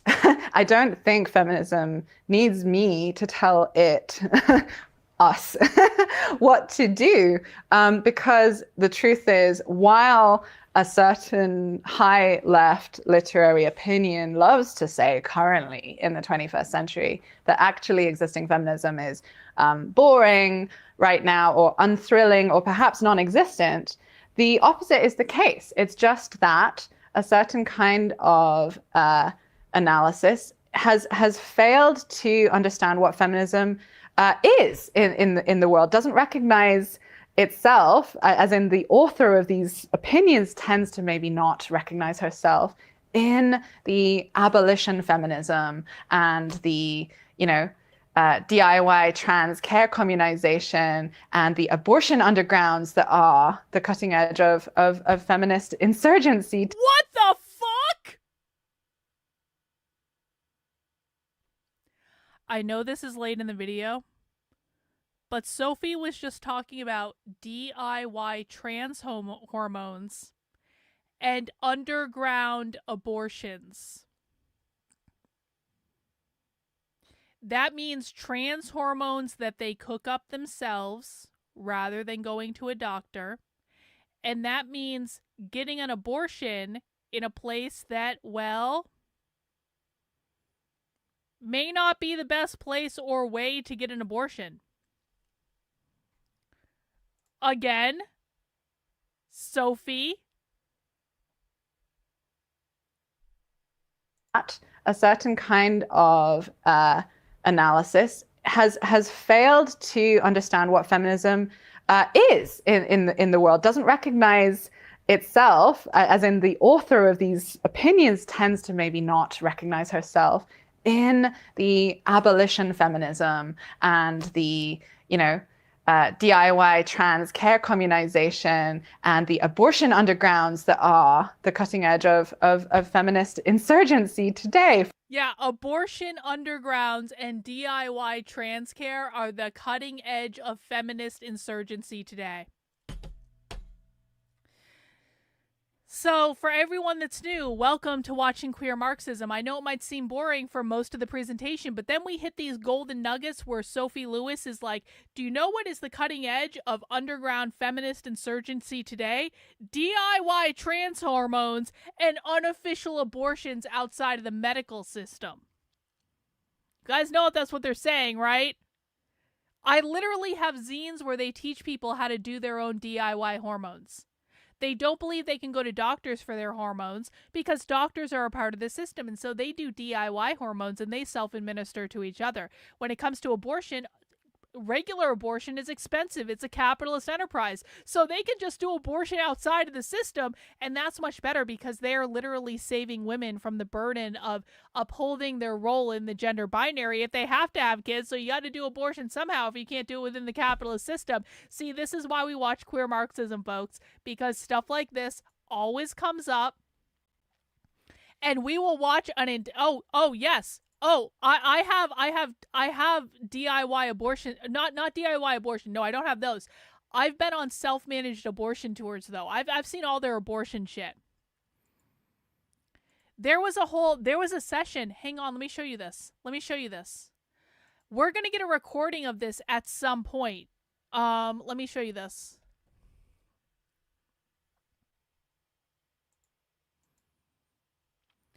This was the Socialism Conference 2025. This already happened. Let's go to the schedule. I want to show you this. There was, if we search the schedule, DIY.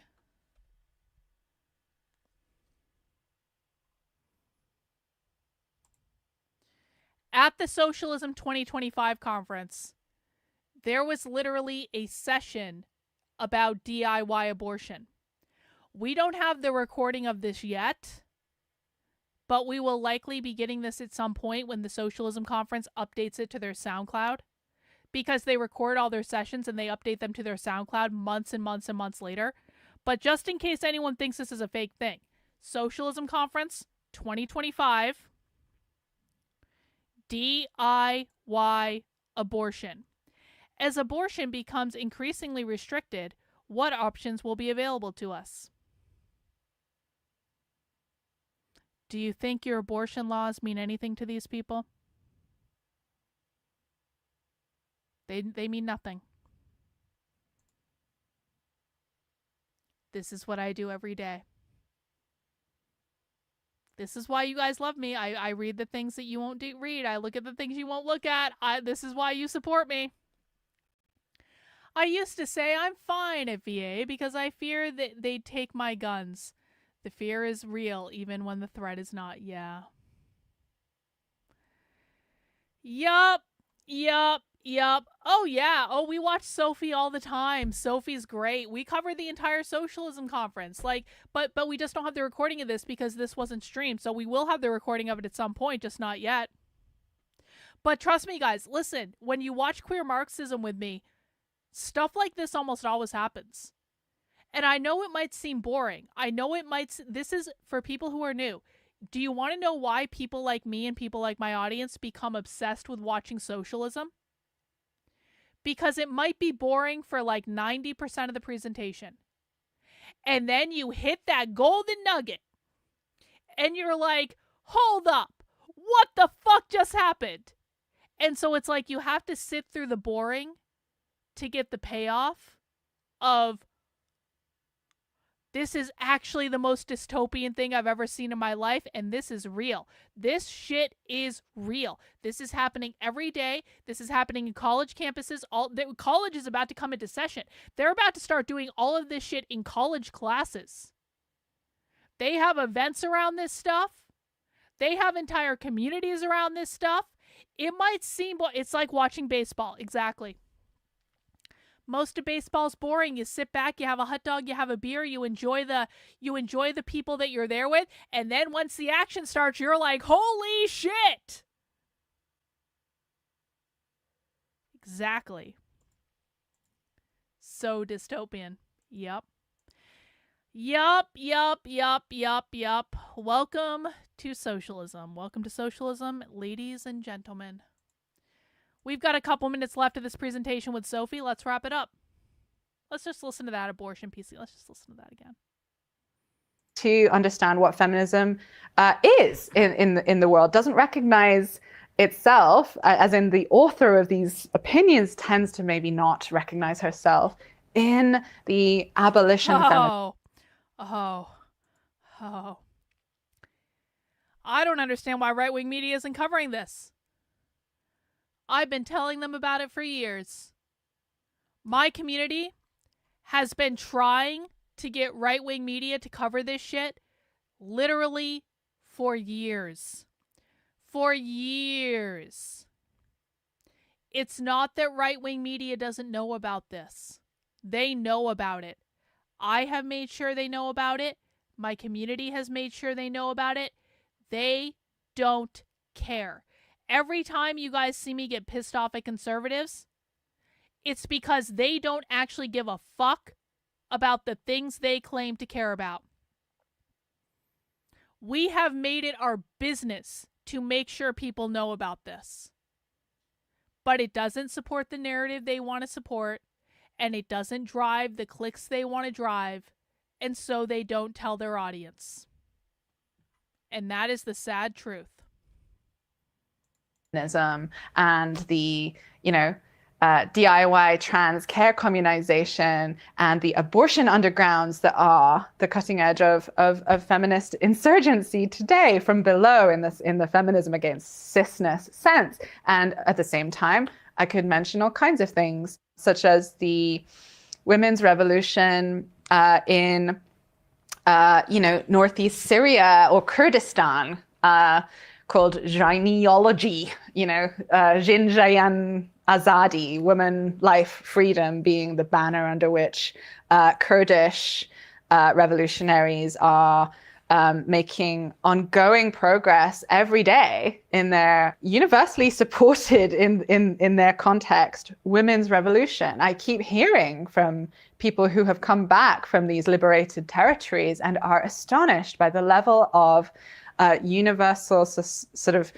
support, from men, very much for the, simultaneously sort of autonomous and gender transcendence oriented practices of Kurdish feminism. I mention that because of this dialectic in feminism between, practices of sort of transcendence of, if you like, the binary, and care for a certain kind of autonomy, a collective autonomy of women, even as I wonder if conservatives have any plan to stop this aside from pouting and saying can't wait until the fascists. No, they have no plan. They have no plan. Their literal plan, Alpha Wolf, is owning the libs. This is why I outlawed debunking on my channel, because literally the conservative plan to stop these people is to say, do you know that's not the dictionary definition of a woman? And then the socialist laughs in their face and they say, I don't give a fuck. And the socialist keeps doing whatever they want to do. And conservatives are like high-fiving each other. They're like, we own the libs, bro. What is a woman? What is a woman? You don't even know what a woman is. And it's like, they don't take this seriously at all. It's literally the conservative strategy for stopping this is owning the libs on Twitter, high-fiving each other, feeling like they won something, and the left doesn't give a fuck, and they just keep doing exactly what they're doing.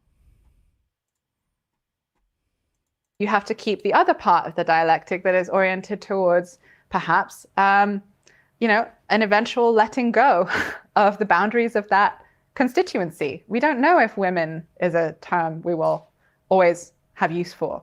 And you need both kinds of threads intertwined, We don't I think. for care communizational. What Sophie just said is we don't know if women is a term we will always have use for, because her goal is to abolish the category of women altogether. Yeah, the conservative strategy is to say they're mentally ill, they don't have jobs, they don't have kids, they're pedophiles. Yeah, that's the conservative strategy for stopping this. Exactly.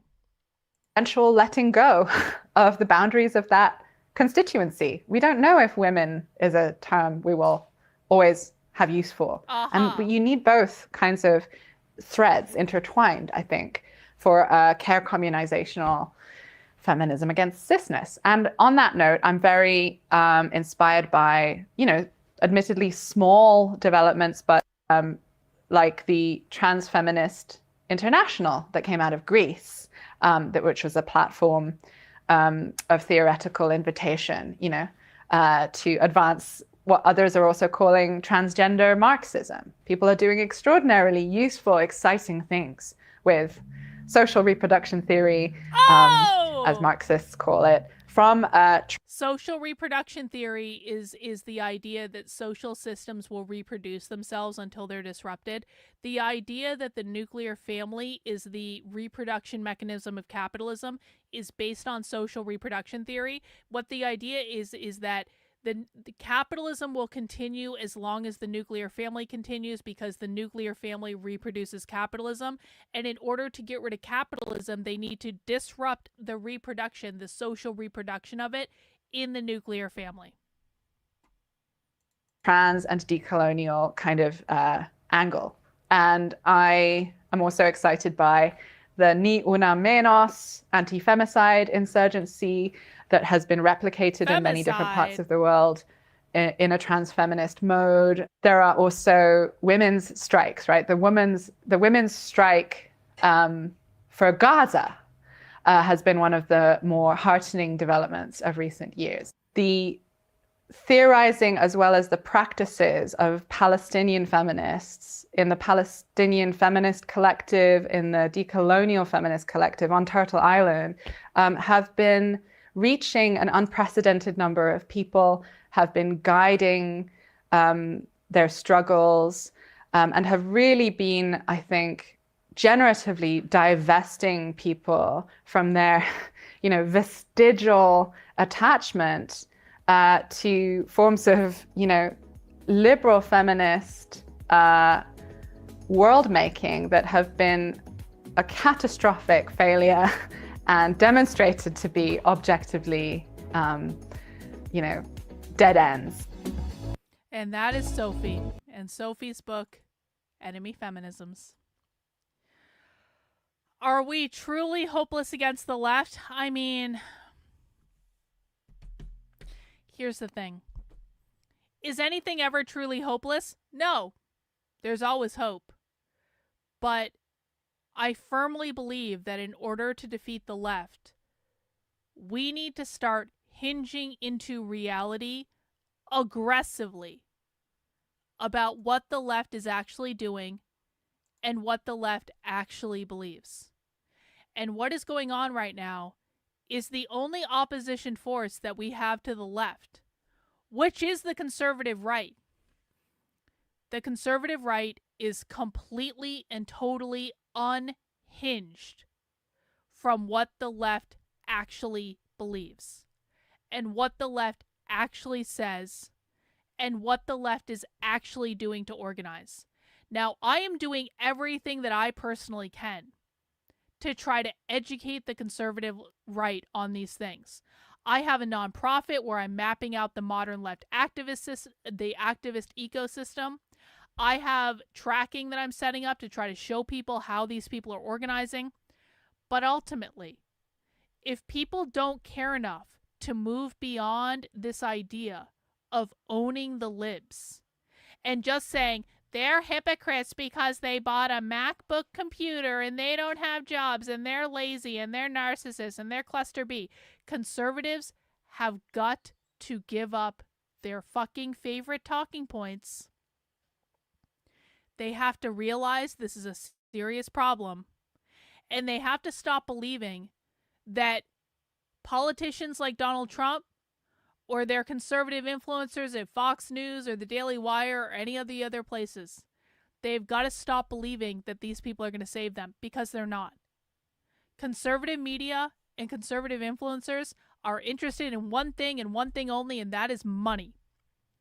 Money, status, clout, power. That is what drives the conservative bullshit ecosystem. And they will say whatever they want to say and whatever they want to do to make money. They will say whatever they need to say in order to maintain their status. Donald Trump doesn't know what the fuck is going on. He has no idea. The people in his administration aren't even paying attention to this. And I know that because I have direct lines to some people in his administration, and I know they're taking the Manhattan Institute Zionist-funded bullshit over things that are actually happening in the real world. These people in power are not going to save us. They don't even know what's going on. Average people on the conservative right have no idea about any of this because their influencers won't tell them. Not only will their influencers not tell them, they're lying to them for fucking money. They lie to them all the time. They tell them things that aren't real all the time. Donald Trump tweeted just the other day, or posted on Truth Social, whatever, that he's going to go after the people who are doing the violent riots with RICO charges because they're all being funded by George Soros. The problem is the people who are doing the violent rioting have never been funded by George Soros. They've never been funded by Soros. They've never been funded by USAID. They are funded by mutual aid. Anyone who listens to the far left knows this. It is very clear. They are not funded by Soros. They are funded by mutual aid. Donald Trump's on Truth Social going, we're going to go after RICO charges for all these Soros-funded left-wing militants that are doing the violent riots. The people doing the violent riots aren't funded by Soros. So is it hopeless? If people don't wake up, it's hopeless. If people don't start hinging into reality, it's hopeless. And I firmly believe that people in this community that are watching this content can be an active part of waking people up. You all can be an active part of waking people up. If you think this is important and you think this is real, and you know that I'm just showing you what the left is saying, guys. I don't edit this. I don't even preview any of this before I watch it. I literally just go live and I show you what the left is doing. None of this content comes from me. It comes from them. And then I break down the language and I make sure people understand it. We can all be a part of educating the masses, but if the masses don't rise up and say, no, you fucking assholes in government, you aren't paying attention to any of this shit. If we don't pressure them constantly on social media, this is the sad part about it. The only reason I'm still on Twitter is the only thing these people care about. If we are pressuring them on Twitter to actually pay attention to this stuff, they don't. And that's the reality. No one on the right that is in a massively influential position actually cares about any of this. I have been doing this for years. I've been going undercover in far left events for years. I have been exposing this content for years. Do you know how many times I've sent this to the conservative media and they haven't done shit with it? Do you have any idea how many undercover things I have sent to conservative media and they haven't done anything with it? They only do things when they are pressured to do things. They only do things when the public gets in their fucking replies and they say, you assholes, you need to stop fucking lying to us. The left controls pretty much every major institution in the Western world. What do we do once these people have woken up? Don't worry about the left. Worry about the fucking right. Worry about bombing Glenn Beck's comments every fucking day. Worry about going into Andy No's replies and say, why are you lying about this Catholic church shooter being Antifa when he wasn't. Because every single time someone like Andy No lies, he's running cover for the real far left. Every single time someone like Andy No or Glenn Beck or Dan Bongino or literally any conservative influencer misinforms their audience, they are running cover for the real far left. So worry about them. Don't worry about the left. Worry about them. The right is the biggest obstacle that we have in terms of actually defeating the left. And in the meantime, share the content out with normal people. Share my channel, share my Substack, share the clips, share my content. Educate normal people. This problem doesn't end until normal people demand that it ends. This content doesn't get coverage until normal people demand that it gets coverage. I am one person. I am producing a massive amount of content. I'm producing a massive amount of information. But if you guys don't step up and get active and start getting into people's replies and start demanding every single day, not once, every single day, that they cover this content, then they won't. Everyone has to participate in this. I will give you the content to be able to go to bat for, but if you guys aren't stepping up, we are going to lose, and we are going to lose big. And don't tell me I didn't tell you so, because I've been screaming it for years. Okay? So that's what I think. Anyway.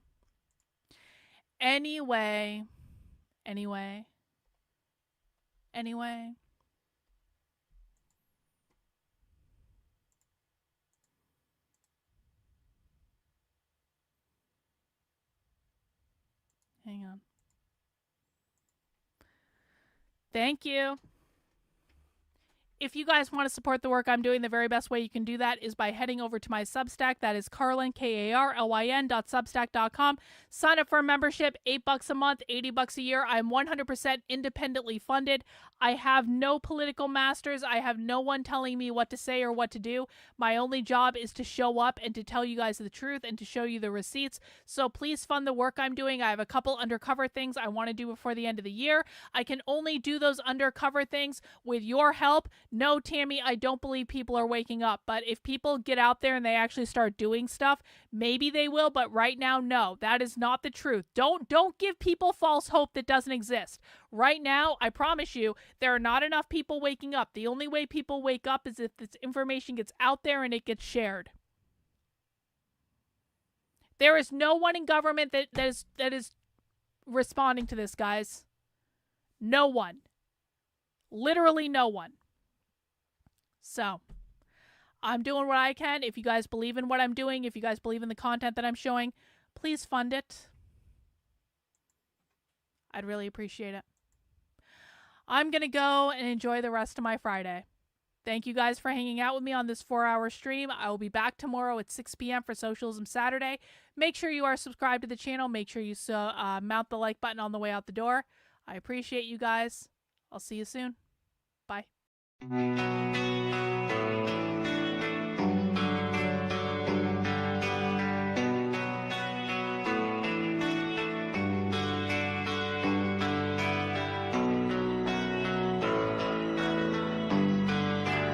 How are you feeling?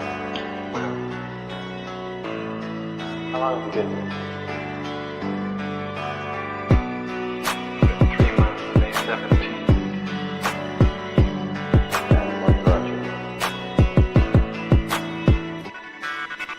That's difficult to answer.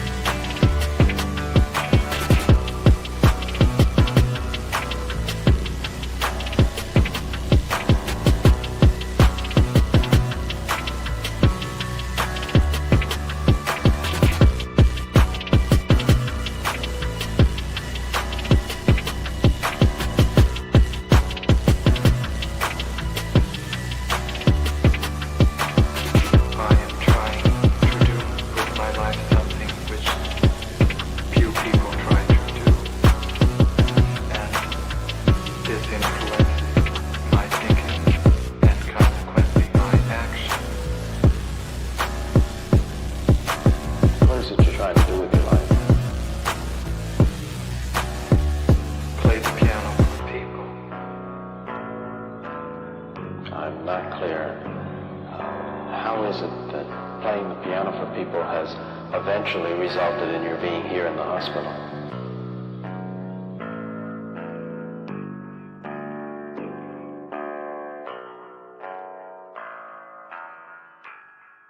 That's difficult to answer.